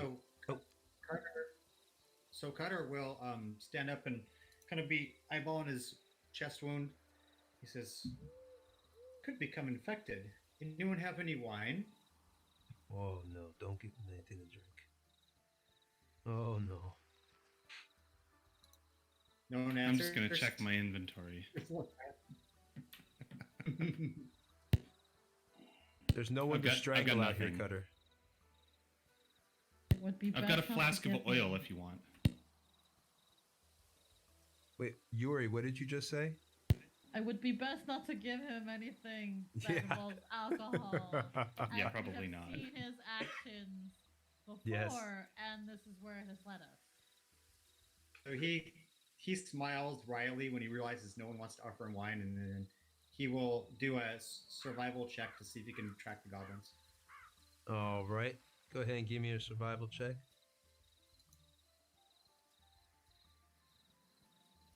Looks like oh, there it is. Okay. It's wisdom based, right? Yeah.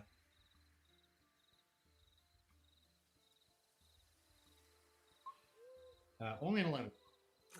You really don't. You try to get an advantage point. You go up onto the mouth of the cave, and you take out and you put your hand over your eyes, try to protect yourself from the morning sun, but you really don't see anything. Again, the mud is dried from the previous night. Your assumption, of course, would be that the tracks were originally going north. But that's really all you still have to go on at this point. Okay. I say, shall we head north? It's a bit blind, but I think that's the general direction. Remembering the tracks that I saw going north, I will now speak up and say, yeah, I saw those last night. They definitely go up to the north, and I think that's where the goblins are. You didn't think that pertinent information to share last night? No. So we just let the trail get cold for why? Well, I had to cook these dogs.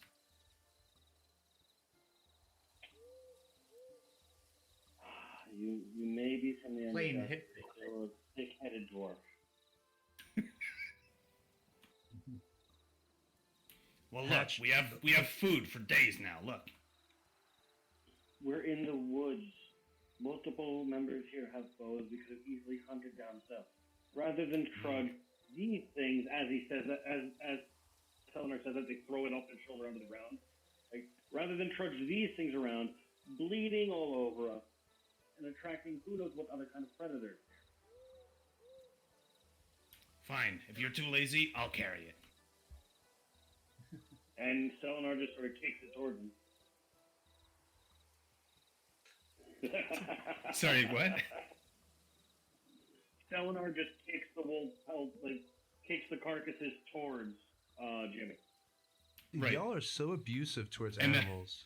So I'll take evil party I'll is take mean. 3 of these bodies then over my shoulder. All right. Jesus. I'm Hatches. gonna tie their feet together so it's a little bit easier, front and back. Any smart butcher would have broken them down and put them away in some kind of bag. Yes, Well, Dory. I've made a smart.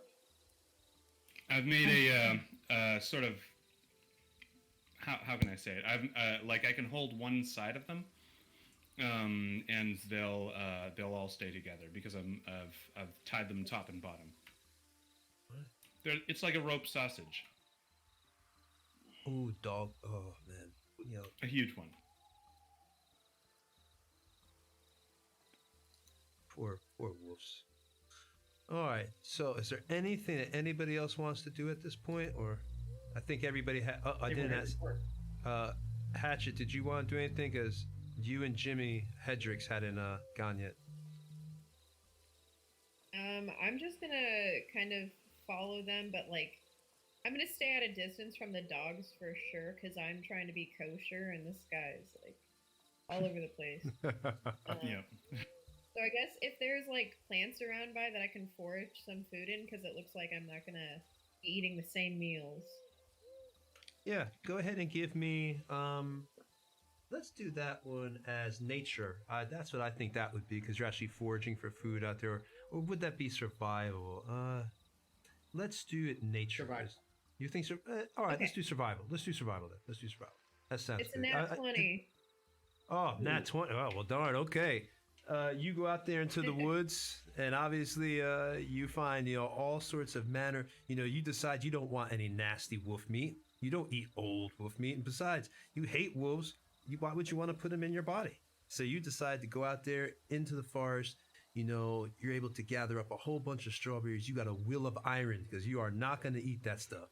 You get strawberries. You get little bits of onion. You get all this stuff. You go back to the camp. You throw it into a bowl with some water, and you're cooking up your own type of, vegetarian stew, and that stuff is just smelling really good. Is there any catnip nearby? There's catnip. You found catnip. You rolled a 20. Of course you found catnip. You course, got the yes. green. Spark up the green. All right, I'm gonna roll up a little J then. Yeah, roll it up. Roll it up. All right. That's the way we roll on this stream. So she got her catnip. She's smoking, chilling. Everybody else, Kutter, is wishing he had alcohol, but he doesn't. No one will give him because he strangles people. All right, so everybody's just chilling. At that point, let's move because everybody wanted to. She wanted to be a little bit away, Hatchet. But chilling over there by the berries. Lucius right here. All right, at that point, you kind of hear a. Oh damn! That's a war horn. And you're starting. And you're hearing. Go ahead and roll me a perception because you heard the horn. But go ahead, everybody, roll me a perception check, please. I think Lucius would like to go hide behind a tree.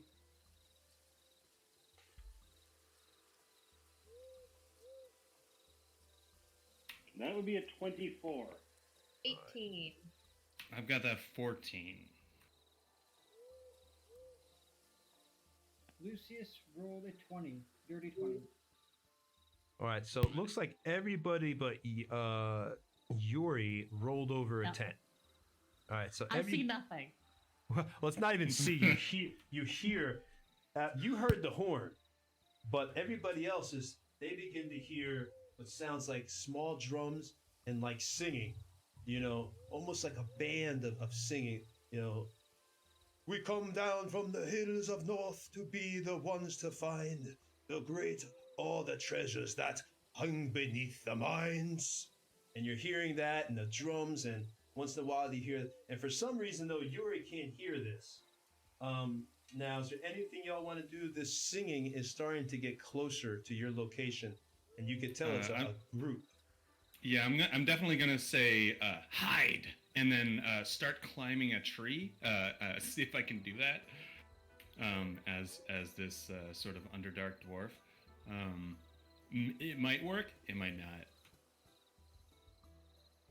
All right, so you're gonna hide by the tree. Up the tree. Up the tree. You're gonna need to roll then for that if you want to climb up that tree that quick. Go ahead and roll acrobatics? me. Yep, I was like, go ahead and roll me an acrobatics. Oh, good. I rolled a 4. What do you think happens?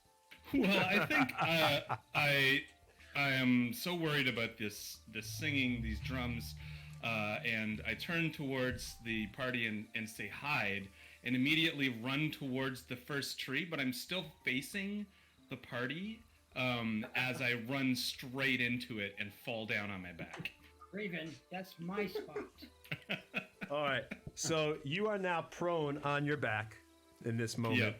Yep. You're almost knocked unconscious. You're hurting. The dwarf, y'all have never seen something so crazy. You got this little Durgar dwarf, with his little legs starts jetting for the tree and boom, boom, boom, and just falls straight on his ass.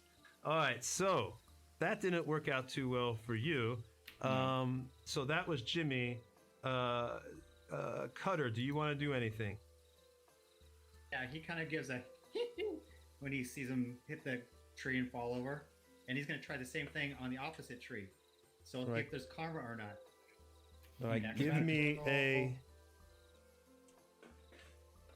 No, you do the same thing. You're falling out of trees. What the hell is wrong with you? Oh, God. All right, so Kutter runs for this tree. Roll a 10. Kutter runs for this tree. He goes up, and he falls down as well on his ass, right in front of Hatchet. So I guess the Tabaxi is probably laughing her ass off at this point for the people that she has joined. So now you are on the ground. You try to scramble up the tree because you see the Durgar, and I guess what do you do?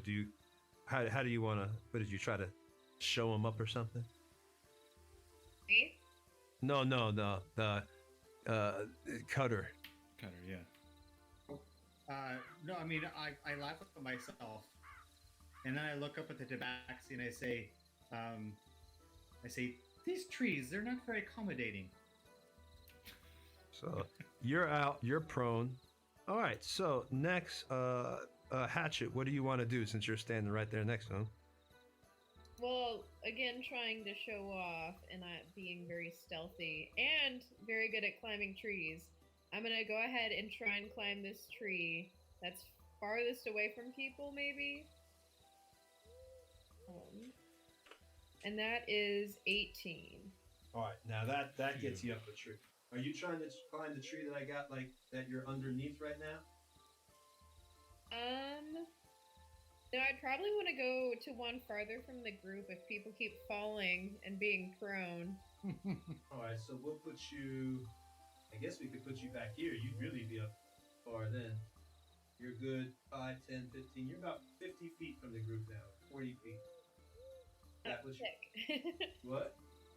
All right. Maybe a little bit closer. Maybe like closer to. A little bit closer. I'll take 50 feet.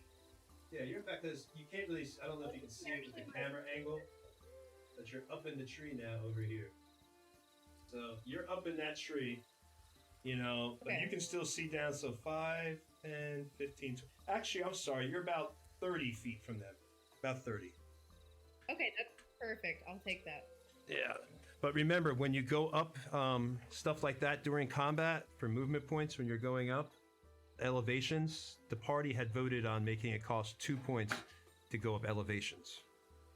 Cats do have like a special climbing ability. Oh, well, I guess. We have a climb that would nullify that. Oh, that's okay. Awesome. Well, there you go. Then you don't have that issue. Then should have thought about that. You're a cat. Why did I not think of that? You're a freaking cat. That's just shit. All right. So now hatchets went. It is now Jimmy's went. Yuri, what would you like to do? As Yuri does not hear anything and is very confused as to why the rest of her party members are. Nobody's told you anything. Fallen prone, and the other one's up a tree. She can kind of read what's going on, but she's still a little really, really confused. So she's going to not climb a tree. She's going to go behind the tree and not try climbing the tree because she knows that it would not work out very well. Okay, so you want to go behind the tree, all right? I'm gonna go behind the tree because I know very well that if I tried to climb the tree, I would end up the same way they did. Gotcha. You are behind the tree now. All right. Lucius, So, yep, Lucius. Lucius rolled. When you say Lucius, it sounds like you're saying such. I'm so like delicious. Lucius, he rolled a natural 20 on stealth. He's gonna hide, probably nearby where the tabaxi went up the tree. Probably maybe around the same tree, about 50 feet away from where the Duergar are probably going to approach, because he can hear the Duergar coming. So he knows. You want to be probably right around where she is, the back. I want to pretty much be somewhere where I can cast the spell Sleep, which is a 60 feet distance, I believe. I'll put you by this tree then, right here. That would give you. You'd be good So to that go. I can be hidden and also be far enough away that they can't start shooting me and killing me right away.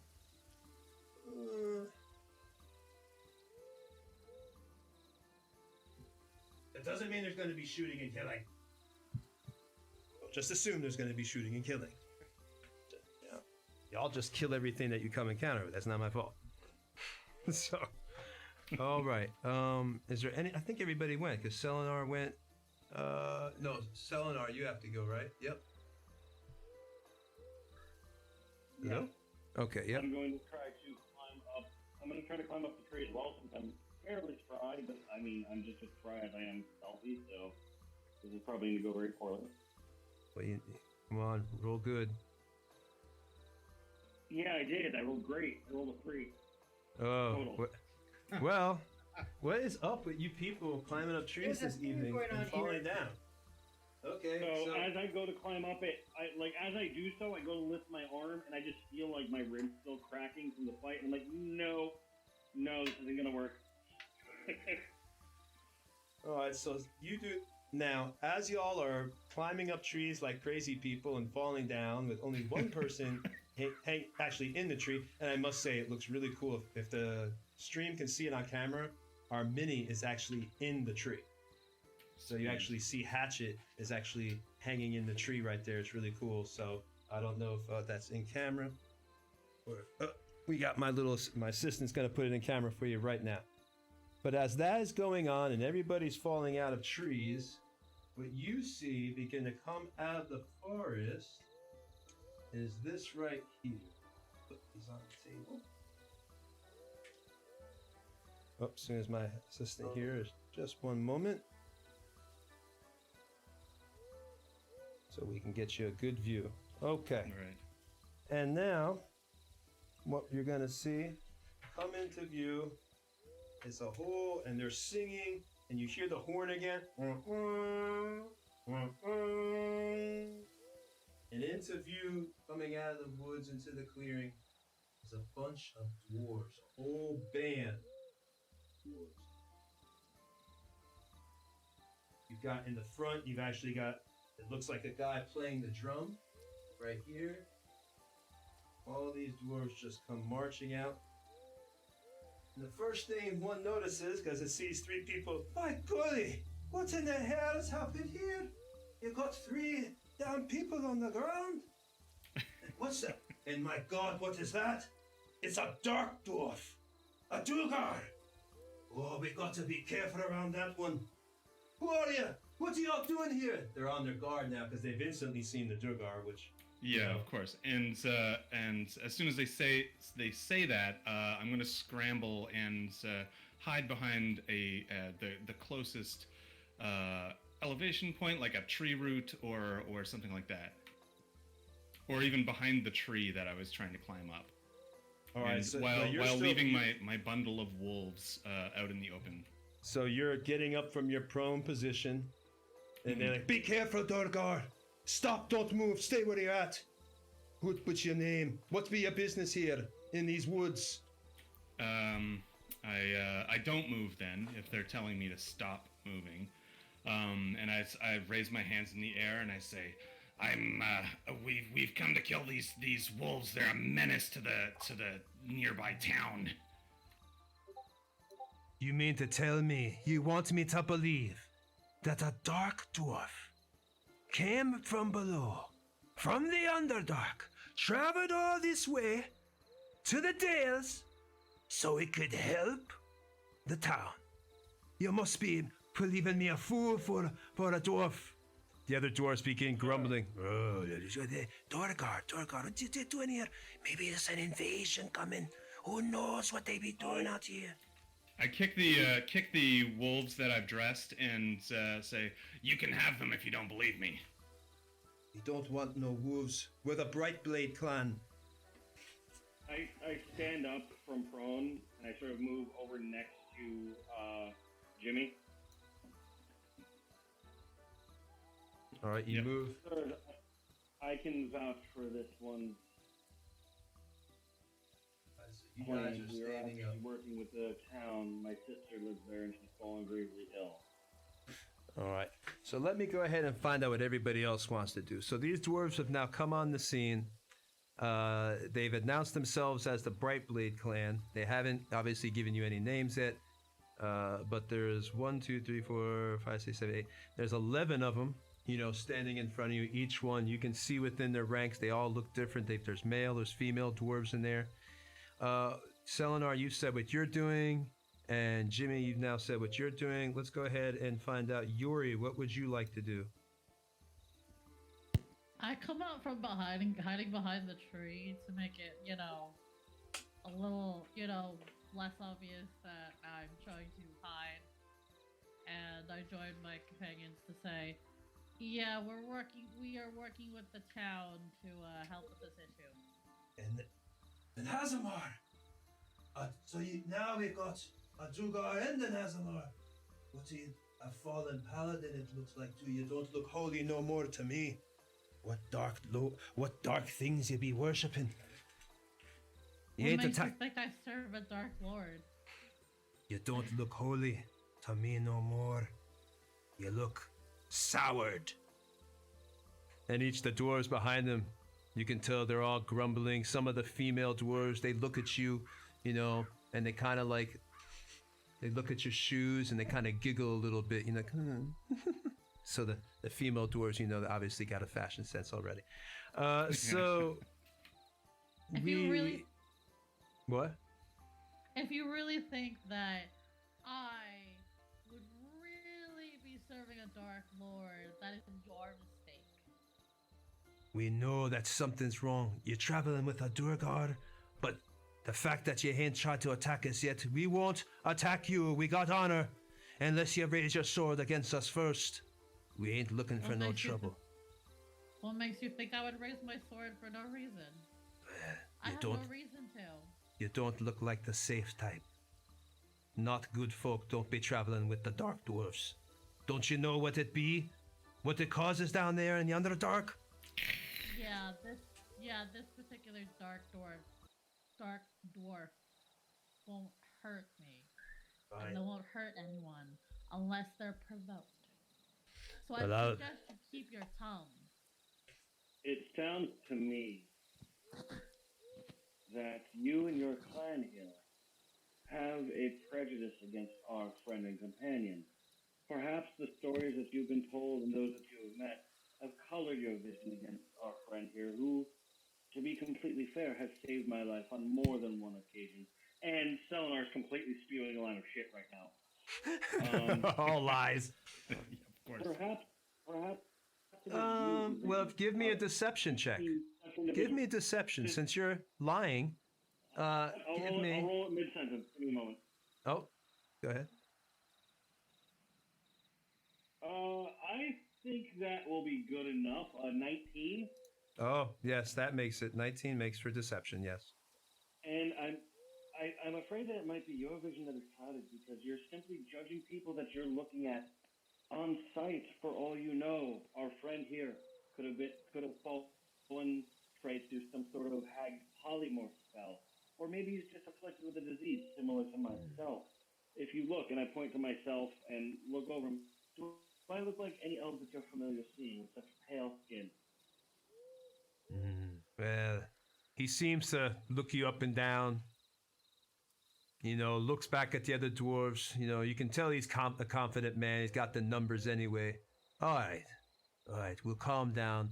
And the other dwarves, you know, they don't exactly perfectly calm down. They're still in the presence of what they consider, you know, an enemy, typically.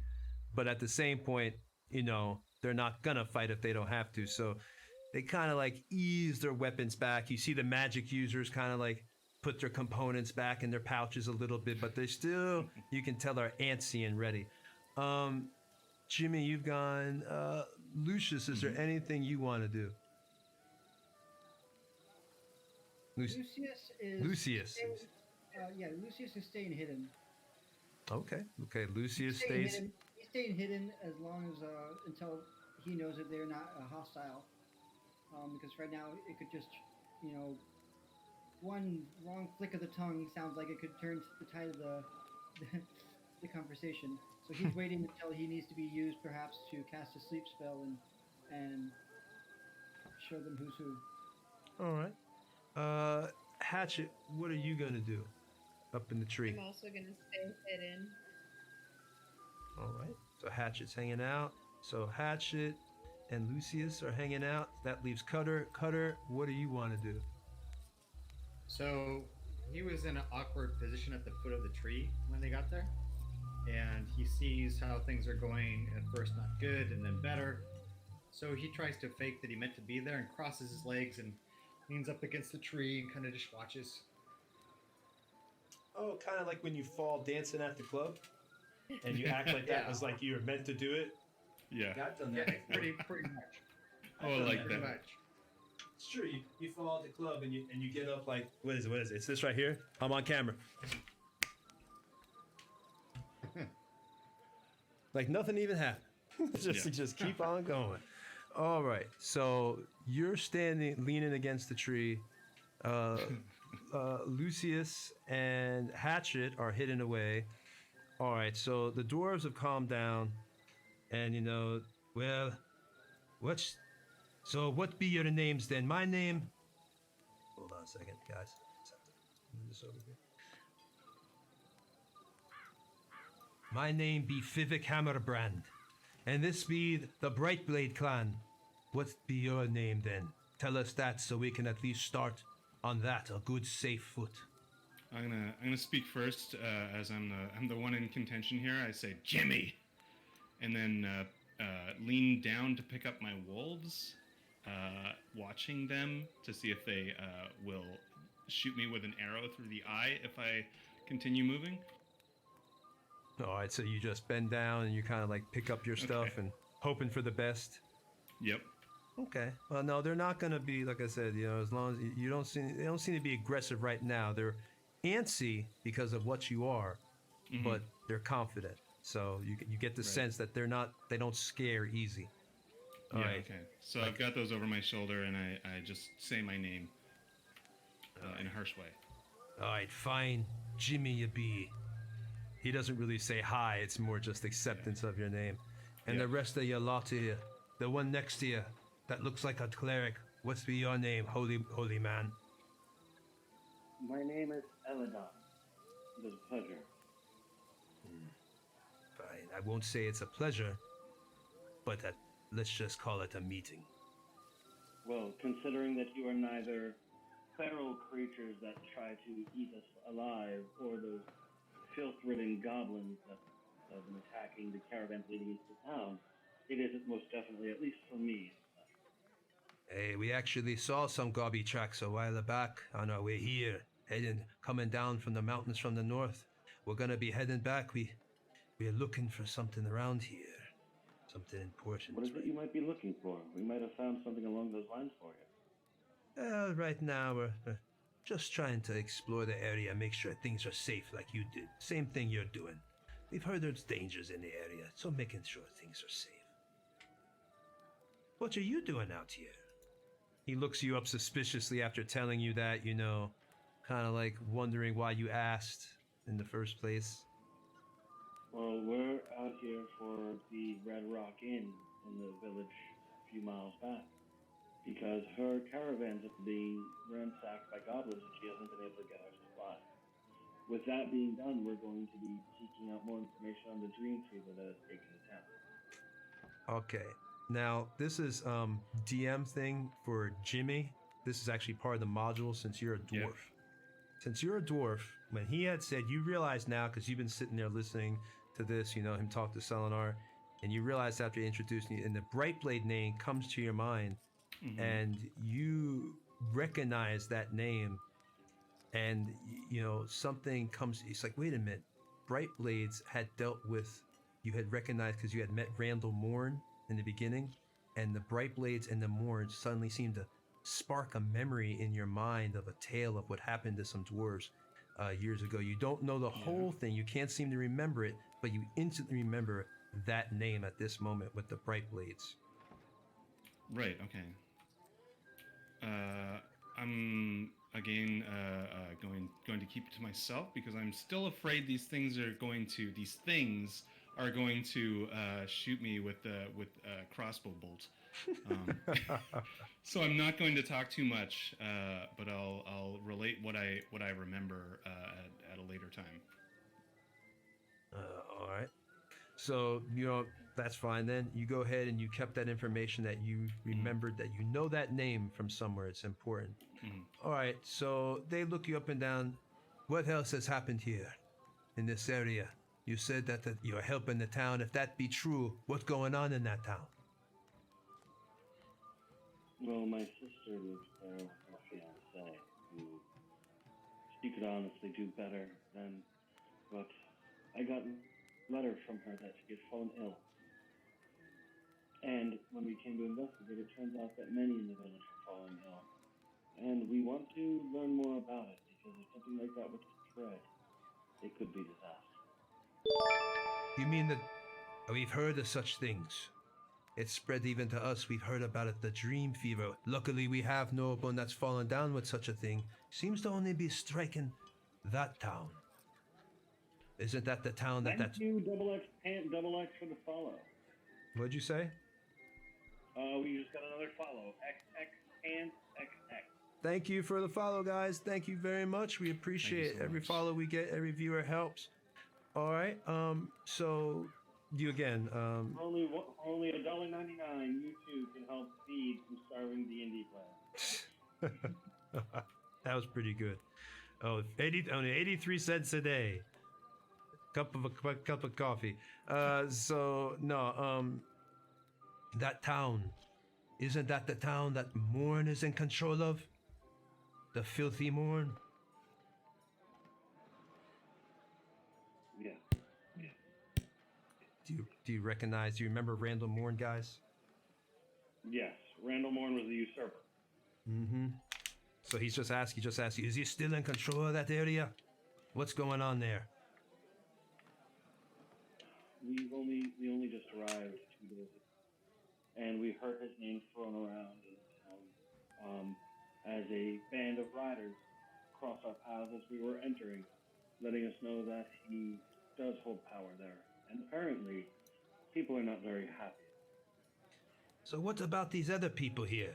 What do you else be? Do you agree with this man? Is that what y'all are doing here? Is there nothing else have to say?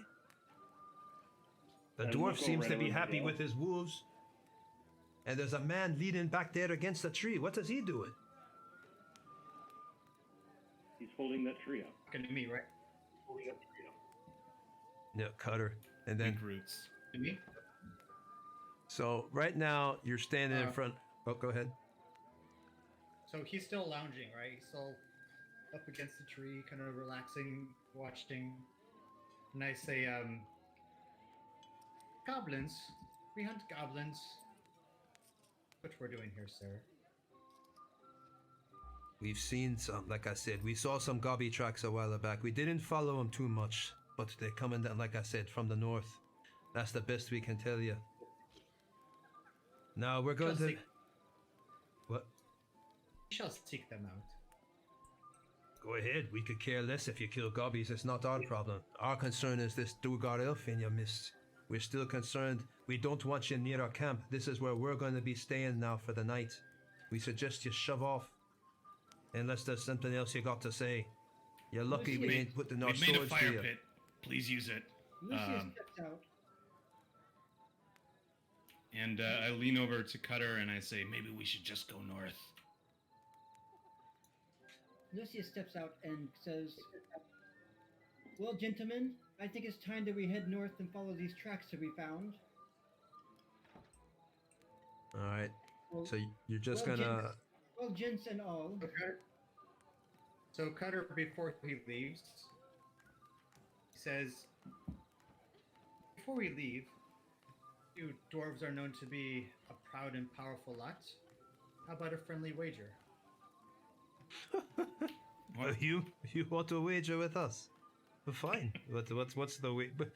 The other dwarves look behind. They all have a bellying laugh, like fine. My eyes widen in slight horror. What wager do you want to be making?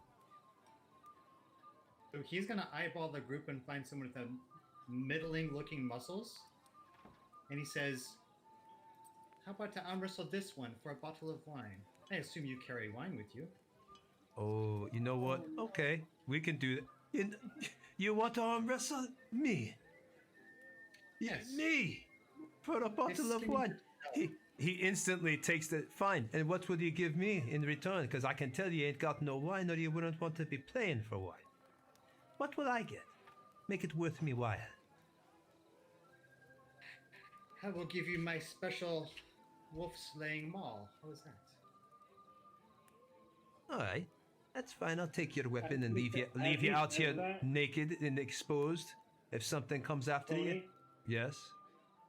as he says that, I'm gonna walk over to Cutter and be like, Cutter, you can't wager that mole. You had that for years. And then I place my hand on his shoulder and mix in with my words. I cast guidance on him, which allows him to add a D4 to his next ability check roll. So when he gets into the arm wrestling contest, he gets to add an additional 1d4 to his roll. All right. So what is everybody else doing at this moment? Yuri, you're about to watch them get into an insane arm wrestling competition. Is there anything you're going to be doing? I'm shaking my head right now as I'm really just appalled, and I'm a little shocked at his behavior. Although I should not be surprised by this. I'm appalled. And the only thing I'm gonna step back. I'm gonna watch, and the only thing I'm gonna say is, "Don't hurt yourself. We still have work to do." All right. I've started As Yuri backing just up. kind of lets this happen. So you're backing up right now and Yeah, I'm shaking your backing head. up. I'm backing up to the north, assuming that's not through the cluster of dwarves No, it's there. not. No. And yeah, so I'm going to do that and just kind of be wary and careful And once I'm kind of farther away, I'm going to hide. All right, so I'll move y'all in a second once everybody tells me.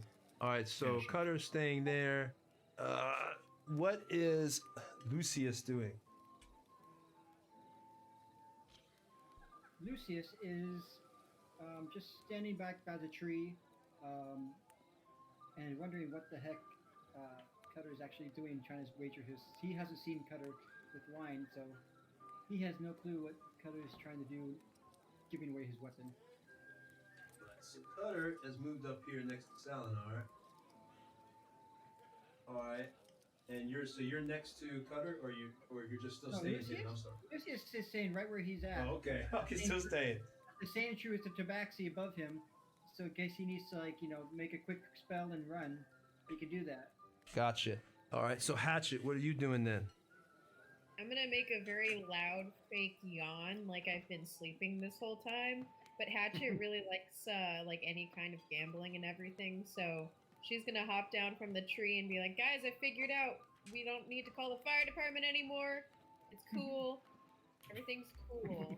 All right, so they see the rogue jump down, just appear out of nowhere. What's that? What are you getting ready to sneak attack us? To ambush us? Oh my god! What's going on here?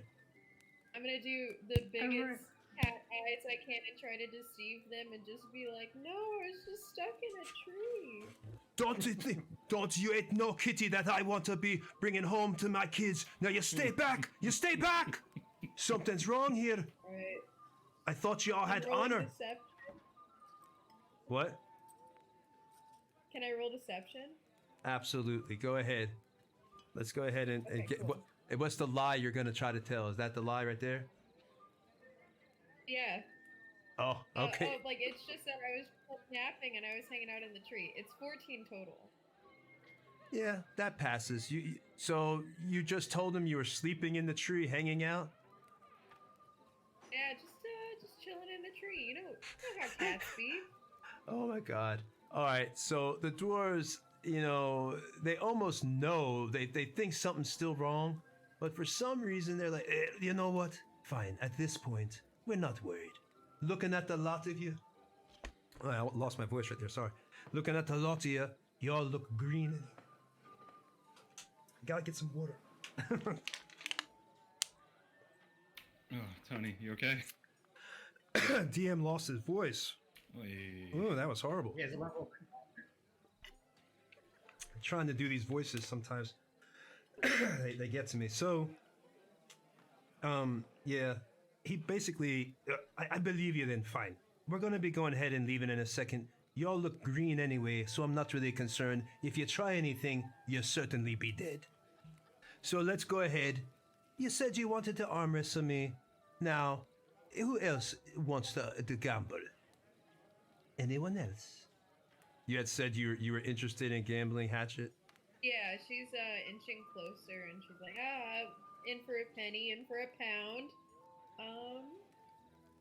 Trying to think of what kind of a game that she could play. I don't know if I have any kind of dice on me. Well, we could just roll dice on the thing, and yeah, true. But I don't know if my character actually has. oh, you don't have any Yeah. dice. I don't have a chess set or anything like that. Well, that'll be for y'all to party to figure that one out. The game. I So guess I'll just raise the wager. What was it? You wanted wine? That's what you were trying to do? yeah, Cutter wants wine, and then the dwarf is getting his maul. So if you're gonna raise the wager, so All right, you. I'll put in my rapier that was, no longer being so helpful on me. And instead of doing arm wrestling, I don't know, maybe a speed climbing thing? Oh, acrobatics. Yeah, Okay. a little bit of tricks. Bet you can't do a flip. The dwarves do. We're not typically tea climbers, so we're gonna need some type of, say, advantage here. You got to give us a little bit. There ain't no way. Look at you. You got claws and everything. It seems like the odds would be slanted in your favor if you be asking me. Seems like an easy win for you. Alright, I'm gonna find the tree that had the hole in it that I climbed out of. I'll be like, okay, I'll give you guys a head start on that one. It seems pretty solid to me. On the one, oh, okay, and the one that had the hole in it. Oh, no. Yeah. I know where this is going. Okay. All right. Well, I'm gonna roll acrobatics to determine how bad this goes for the dwarf. But first, so you wanted to be changing the wager. He looks at Kutter. You have the cat here, saying now that he wants us to climb a tree. Is that what you still be wanting? Are you gonna climb a tree as well? I'm not doing so good at climbing trees these days. I would prefer to just the superiority of the elven might versus the dwarven might. All right. So you don't want to climb the tree. You want to go ahead and continue to do the arm wrestling. Is that what you're saying? Yes. All right. Well, it looks like we got a problem here because one of y'all wants to be running up trees and one of y'all wants to be having a contest of strength. So here's what we're going to do. We're going to go ahead and roll just for that. He goes ahead and actually before that even happens, one of the other dwarves come back and says, I'll take the wager of the cat. I'll go ahead and climb up the tree and you can do the strength. So now you're in for 2 things of wine. There's wine for each one of y'all if you win, and each one of y'all has to give up your weapon if you lose. Have I found a place to hide yet? Oh, the Dugar? Yep. Where do you want? Do you want to be behind a tree, or do you want to? Yeah, behind a tree or anywhere that's fairly, well hidden. Well, they're watching you now, so for you to get hidden, like, do you really want to be? All right, quote, no, unquote, then stealth? I'm not going to hide if their eyes are on me. Yeah, I mean, but I'll continue to back up. All right. So let's go ahead then. Since we're doing the first contest, let's do the arm wrestling. We're just going to do, I think since this isn't actually a physical battle, it's just a contest of strength. We'll do 3 strength rolls. Best 2 out of 3 for the arm wrestling contest, because that determines, the back and forth of arm wrestling. Sounds good to me.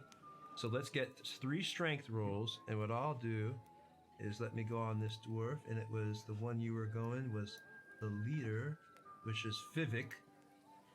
So we'll get Vivek's character sheet. Real quick, Tony, before you roll, Yes. just to let you start it, he will flex his 14 strength might, but then very quickly he's going to go red-eyed and rage, so I can get an advantage on strength rolls. Oh, you're going to try to rage? There's no physical signs of that. I wouldn't be able to see that, I believe. So they won't really... What? He would just seem pumped up. I mean, he's not like attacking them or anything. Yeah, you just Hulk out. You just rip your shirt off. Sun's out, guns out. Okay, got it. All right, so sun's out, guns out for you. Let's go ahead and I'm gonna roll my first round strength roll, and then you roll yours. And when you roll your strength roll, don't forget, Cutter, you get to 19 and 22. Hold on, what did I get? Don't forget to add a D4 to that as well. You have guidance, yeah. I got a 20, and Cutter got a 19 for the first 22. round. I forgot. I also have guidance. I forgot. So, but I already. No, I remember. I have 2 because I raged, right? Ah, so that actually goes to 21. All right, so you just, even though this dwarf, man, when you put his hand, it is like iron. You're a barbarian, and you've been raised in tribes, so you know strength. This is your bread and butter, man. Straight contest, talking junk, drinking, strangling people. That's just your MO. Man, Another, I come over and sort of clap him on the shoulders, like work his one shoulder, and I'm like, "You got this. You can do this." But man, this guy is super strong. But you're just able to start edging his arm over to where you're having the advantage. But now there's the next round. I'm gonna roll another strength check. And I cast guidance again. Okay, I got an 11. I got an 11. I don't know what you got. 16. So you won that round because you got the 16. All right, so I have yes. guidance. Well, I did not count guidance. Well, you won no matter what, so you're good. You won. Right. So I mean, I wouldn't you say- had a 21 just because of your +2 at your rage and everything. So you're good to go. As long as the first round you rolled over 20, and this one you definitely rolled because I'm using your first roll, which is 16. I see there. So I rolled an 11. You rolled a 16. So once Tony. again, the dwarf, unbelievable. His eyes begin to bulge in amazement and a slight level of almost like respect. He's not used to seeing, anyone be as strong as he is, let alone, some elf. This is amazing him. So he's sitting there slowly going over as Kutter is pushing, and Cutter's eyes, you can tell he doesn't even look at the dwarf. He begins to look past the dwarf towards the wine. He can almost taste it. Almost. All right, so one more roll. Strength Tony, here. Kutter has advantage on all of his checks because he's raging. Well, he's winning, so it's all good. Right now, I just got a 20.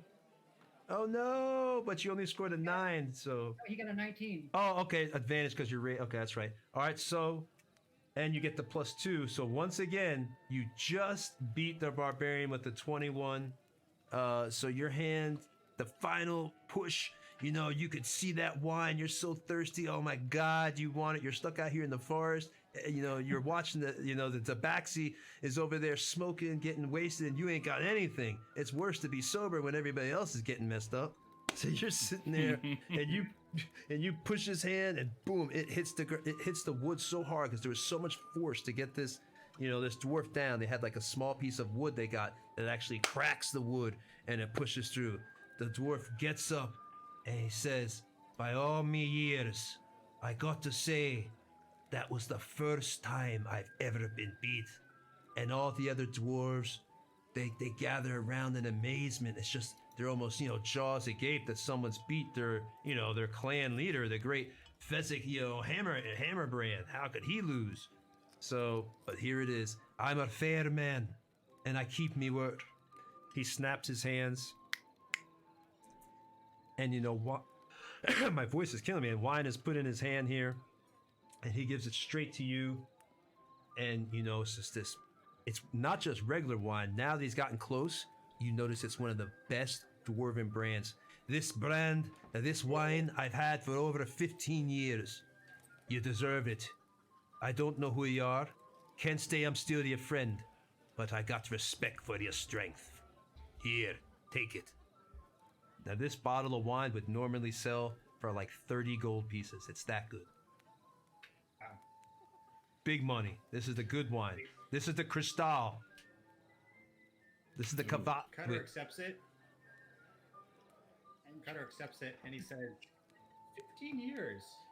He says, then I will drink this slowly. And of course, he pulls that cork off and downs it immediately. And then when he finishes, he says, that was slowly. So you're over there now getting drunk. All right. So now the other dwarf steps up to, comes out. Now, before the next turn, does anybody want to do anything, or are we just everybody still just watching this competition? I will step behind a tree even if people are watching me. Just for protection. You're just hanging out. I'm still backing up. The dwarves are still eyeing you. You can see them stretch their necks so they can see where you're at. They're still watching it, even though they're seeing this contest. So the next dwarf, comes up to Hatchet, where your friend may have beat Fivik, but my name is Helgrak Giant Master, and I'll get up that tree. And now what we're going to do this time for the speed thing, now this tree had the hole in it, so I'm trying to determine what should happen if he does really bad on this climb. Let's do both for Helgrak here. Let me pull him up. The one thing that's important to remember is that you have a climb speed, so you're not halved when you're climbing. Yeah. All right, so I'm going to do acrobatics just to see if this guy can begin to get into the tree, which is just going to be a standard dex check. Let's just put it at 13 to see if he fails and looks like a dummy in front of everybody. Oh! If anybody can see roll 20, look at the number. All right, so he gets the 13. He's wobbly, but he gets up there in the first round. He's a little bit up the tree, and now go ahead, Hatchet, and go ahead and roll. If you get a higher number, that means you're just a little bit faster on the tree, I guess, or whoever gets up it fast. Tony. Well, I don't get half speed though. He would get half speed. Yeah, since Hatchet has a climb speed, they can climb freely. They don't have to make a check. Okay, so, all right. So what I'm gonna do then is I'm gonna do 3 dex rolls for this, and if one of them drops below 13, then he just falls out the tree, because you don't need to do then. You're not losing pretty much anything, so we're just gonna, for you to beat him, trying to figure out how this would be the best way we could do it. He doesn't roll 20. Trying to figure the best way we could do it, where determines where she easily could beat him. You just roll with advantage. What? The whole thing is, she has a speed of 30 with it, which isn't half. He has a speed of 25 that is half. So, Oh, okay. Now I see what you're saying. Gotcha. I've never played with a Tabaxi from before, so I didn't know. Yeah. Okay, so he's at There's no 25. way he can He's do actually that. now at 12. He's just going to instantly roll it. With what I'll do is, since this is kind of a contest of speed, but we can't actually move our characters up a tree, I'll just do rolls with disadvantage. If he fails one, then, and she just rolls with advantage. That's the way I have to do this, because we're climbing a tree and we don't actually have movement spots on a tree. So, you know, I'm just trying to give her an advantage of some kind while he's at a disadvantage of some kind. So, all right, that's bad. He begins to fall. Can you just roll something for me? Go ahead and roll, Mace, a acrobatics with obviously advantage. Well, you did good on that one. So obviously, all right. So yeah. So first, you know, they begin climbing up the tree, you know, and you know, at first, you know, Giant Master is getting up there a little bit, but instantly, you know, you can tell that this is where Hatchet's life has been. As her species knows how to get up the tree, she just looks before he even begins climbing. She doesn't even start. She just takes her claws out. He goes before she does, and instantly she's right on that tree, up. He then gets to the second part of the tree, goes to grab a branch, and just falls down a little bit. Now her advantage is even higher. She's up on the tree. There's only one more round. I'm gonna roll. Let's see if you make it up this tree. All right, so my guy, he's back. He's caught his balance. I need you to do one more roll. He's trying to catch up to you at this point, up, but it doesn't matter, because I would have rolled with disadvantage anyway, so let me roll, but it would have showed that you would have won either which way. All right, so you would have won because you would have got advantage, and I would have failed with disadvantage with that 19. So this dwarf, he goes with all his might. He does not want to look bad in front of his clan. He's already seen his clan leader, you know, lose in a contest of strength. The last thing they need to do now that will humiliate the clan is lose in a contest of, you know, dexterity and who could be faster. But it doesn't matter. His mind may be willing, but the flesh is weak. He goes and his leg snags on one of the broken branches that he just caught, cutting into his flesh. It hurts him. It makes him lose his concentration. And he goes falling from the top, almost to the top of the tree, as... Bam. Dun, dun, dun, dun. Hatchet is up top, and this dwarf, it was the bard. Bard is down here, humiliated, fallen. The other dwarves, my God, is there anything we can't do right today?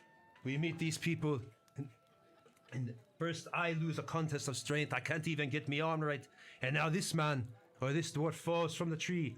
For God's sakes, man, you're supposed to be doing something. You're supposed to be one of us, and you let us down. Everything is bad. So the other dwarves, they all kind of start mumbling to each other.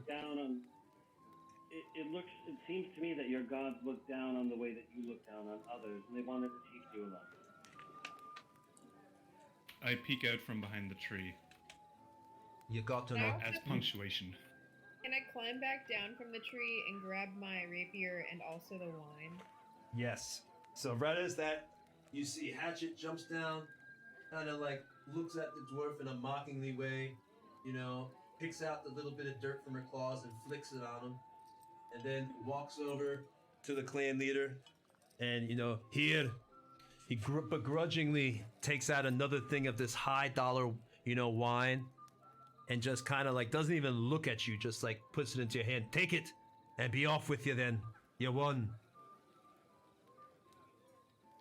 And I take it, and I take a big old swig, and then I walk back to the initial tree where I was hiding the first time. Just to maintain base. All right, so you go swaggering back here with your brand new crump cup with the ice roll bezel. Heck yeah. Gotta have the ice rolly bezel. All right, so she now back at the tree. Now you got your wine. At this point, the dwarves, they look over at the Durgar and they say, like, it's finally decent at least once in a while our people can come across each other and not be violent. But hey, these are good creatures, they're gonna be somewhat decent. But we suggest you leave now. Unless there's something you got to say to us. And remember, you remembered about them being the Bright Blades. So there's something about them, but you just can't bring it all to your memory right now. But you do know you've heard that name. And I don't, I'm not necessarily connecting the name to anything. Go ahead and give me a quick roll. I'm gonna make it really, really low for you. Give me a history roll and beat a 8. Okay, 16. All right.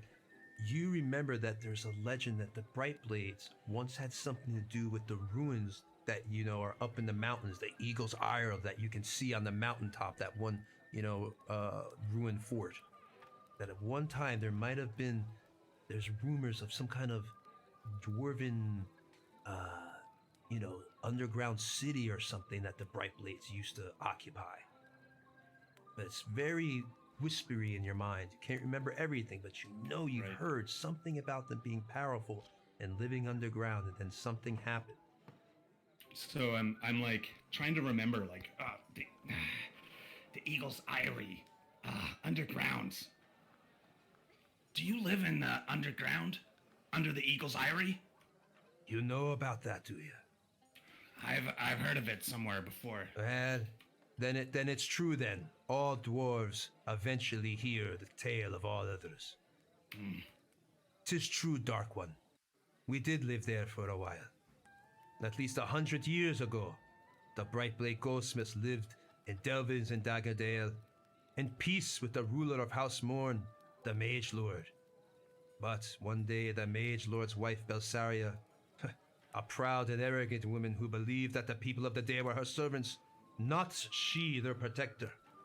One cold day in autumn she went to the Brightblade Dwarves to buy fine jewels. Us, being the great craftsmen that we were, had just finished crafting a masterpiece for our king under the mountain. And as soon as Belsaria saw it, she demanded to buy it. We refused, and she just offered more for it, and we still refuse. Vowing vengeance, though, for her slight, she stormed off. You gotta get some more water, guys. I'm sorry. I'm dying. And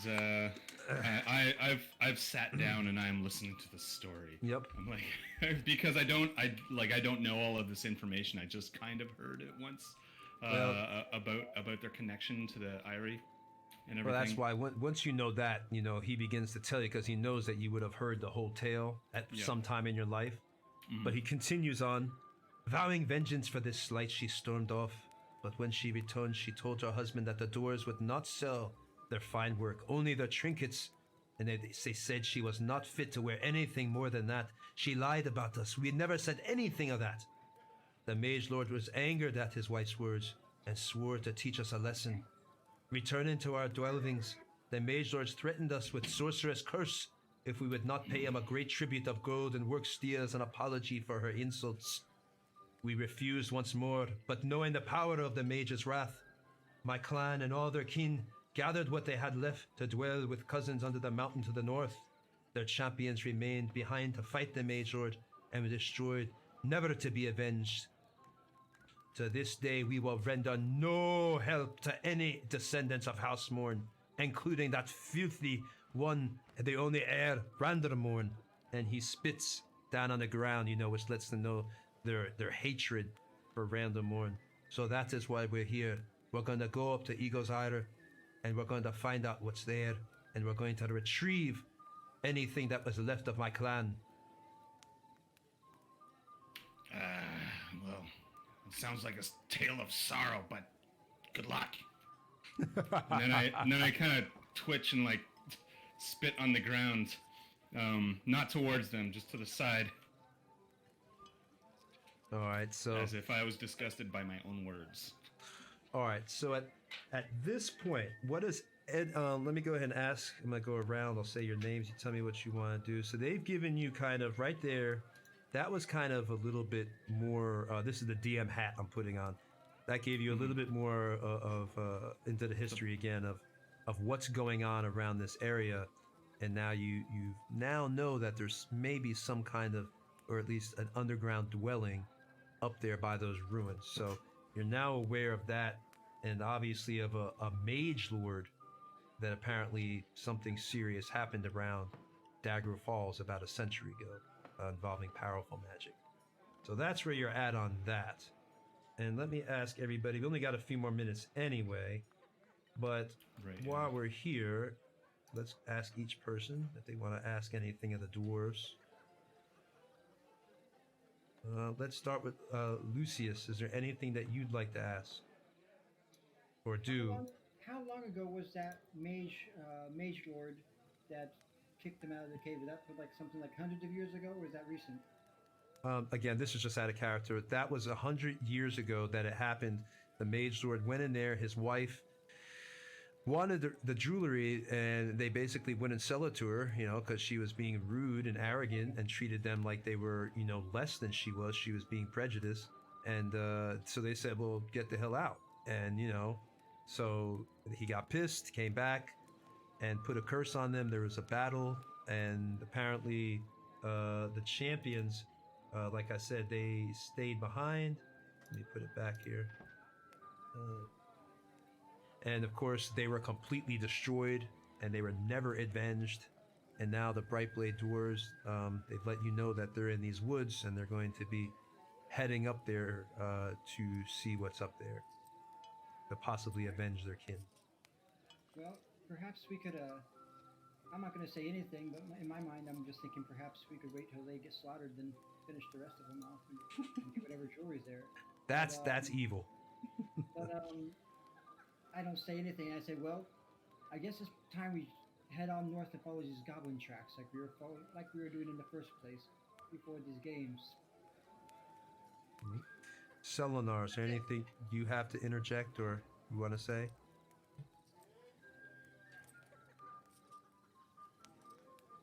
No, I had to take my headphones out. They died on me. Selenar is just sort of observing and listening to everything, taking it all in. They don't really have anything to say in this moment. They're just watching. Okay. But Selenar is ready to jump in if one of his companions says something stupid. He's more watching. Selenar is more watching our group than the others right now. All right. So you're just hanging back there. Hatchet, you need anything you want to say or do real quick? I'm just gonna stay far away and keep drinking because I don't really hear anything of this story. I did perk up a little bit when I heard about the gold, but apart from that, I'm kind of just waiting for these guys to pass. All right. So you're just getting drunk. You basically stay drunk and just wait for the money. Yeah, it's a Friday night. There you go. There you go. All right. Like, hello. Young, or Yuri, what do you want to do? I don't really. I'm just listening. Yuri's just really just listening to the story, but at the same time, she's also watching the other group to make sure that they're not gonna try anything. She's not gonna draw her weapon. She's not gonna try any of that because she knows very well that she needs to appear to be a good person, even though in reality she's actually not. But she's watching the ear to make sure that they're not really trying anything. Because if they do, it really just means that we're in for a fun battle. All right, so you're just hanging out as well. And lastly, Jimmy Headtricks. I have been like as they were telling the story, I was sitting I sat down cross-legged and listened to it, and I flash a smile and say, "We'll stay clear of this morn, then." And I just stay sitting as they make their way. And Cutter, did I ask you what you wanted to do already? No, you didn't. And, Okay. he knows things have gone pretty well for him, so he doesn't want to push it. He's going to saunter over to the tabaxi, and he sees her drinking. It's a her, right? Or is it he? Catch it. It's a her. He says to her, "Did I mention I may have an infection? Could you spare some alcohol?" I'm gonna go ahead and keep drinking because I still don't trust these guys, and I'll tell him that he can have whatever I have left. Which will be nothing. Yes, he says. He goes, "Understood," and then he watches like a dog would watch someone finish a meal when they want to scrap. I'm disgusted. You're just begging, looking over there, all thirsty. For real, not just thirsty, but really thirsty. All right. So, we only got 3 minutes, guys. So I'm probably just gonna go ahead and cut it because if we at this point you just be starting to head off. I'm just gonna say that the dwarves are gonna start camp here. If you want to hang around them, they're pretty much just gonna start doing their own thing now. Oh no. So I'd like to go north to the goblin lair if we can find it. All right, so if we'll be. we do stay here and just camp a little bit further into the woods, since we can all pretty much see in the dark, when we wait for them to let their guard down, we can just pick them off and take all their stuff. That's true, and then when we make friends with Morn and get invited into the mage center of the Irie, then there will be no resistance. Exactly, because we'll actually bring the leader's head on a platter.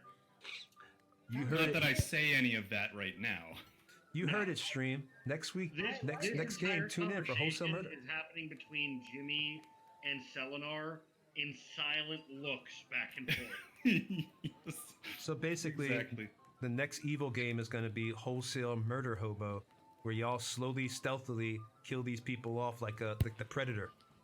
I don't think we're gonna do it. All right. Well, that's going to be interesting scene to see if they survive the Brightblade clan. But they might be able to catch it. They get all roll good for stealth stream. I'm fair. I'm not going to fudge it. If they somehow kill these guys, then so be it. It's possible. In the meantime, we're going to get going. Thank you for everybody who showed up. Thank you for all our new subscribers. Thank you to all the new viewers. Thank you for anybody who might decide to follow us on Patreon. Please follow us. What? Don't close the stream yet because I'm putting in a bunch of the links. Okay, that's good. We won't close it. JC is up here moving the camera anyway, so we're not closing it. Just please follow us on all the social links. And next Saturday is going to be the good team. You can watch them. Last week they actually got a pet. They actually rolled and ended up getting a lion cub for a pet, which is pretty cool. So y'all should go ahead and check. They have to have pets. You can do exclamation point socials.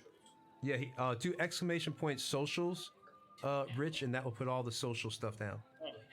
He did that for Nightbot. So yeah, I don't know if we had 75 concurrent viewers. If we did, then I don't think we did because he would have told me then I would have done the giveaway. I didn't forget about that. But yeah, please just support us if you can, and if you can't subscribe or support us on Patreon, that's fine. Just come out, hang around with us, watch. You see that we have a good time with some cool, Dwarven Forge terrain and some awesome minis, and we just trip out and have a good time here, and pretty much like you're just playing at my house. All right, so we'll see y'all soon. Thank you very much for tuning in. Have a good day, guys. Bye bye. Anybody for the players, please stay around for a second. Yeah. Okay. Are we clear, JC? 1 second. Oh, we're still live. I'll just Right. dance until we go Let's off. let's start singing and dancing. Oh Give us gosh. Ending show. Tony, give us a proper Dungeon Master sign off. And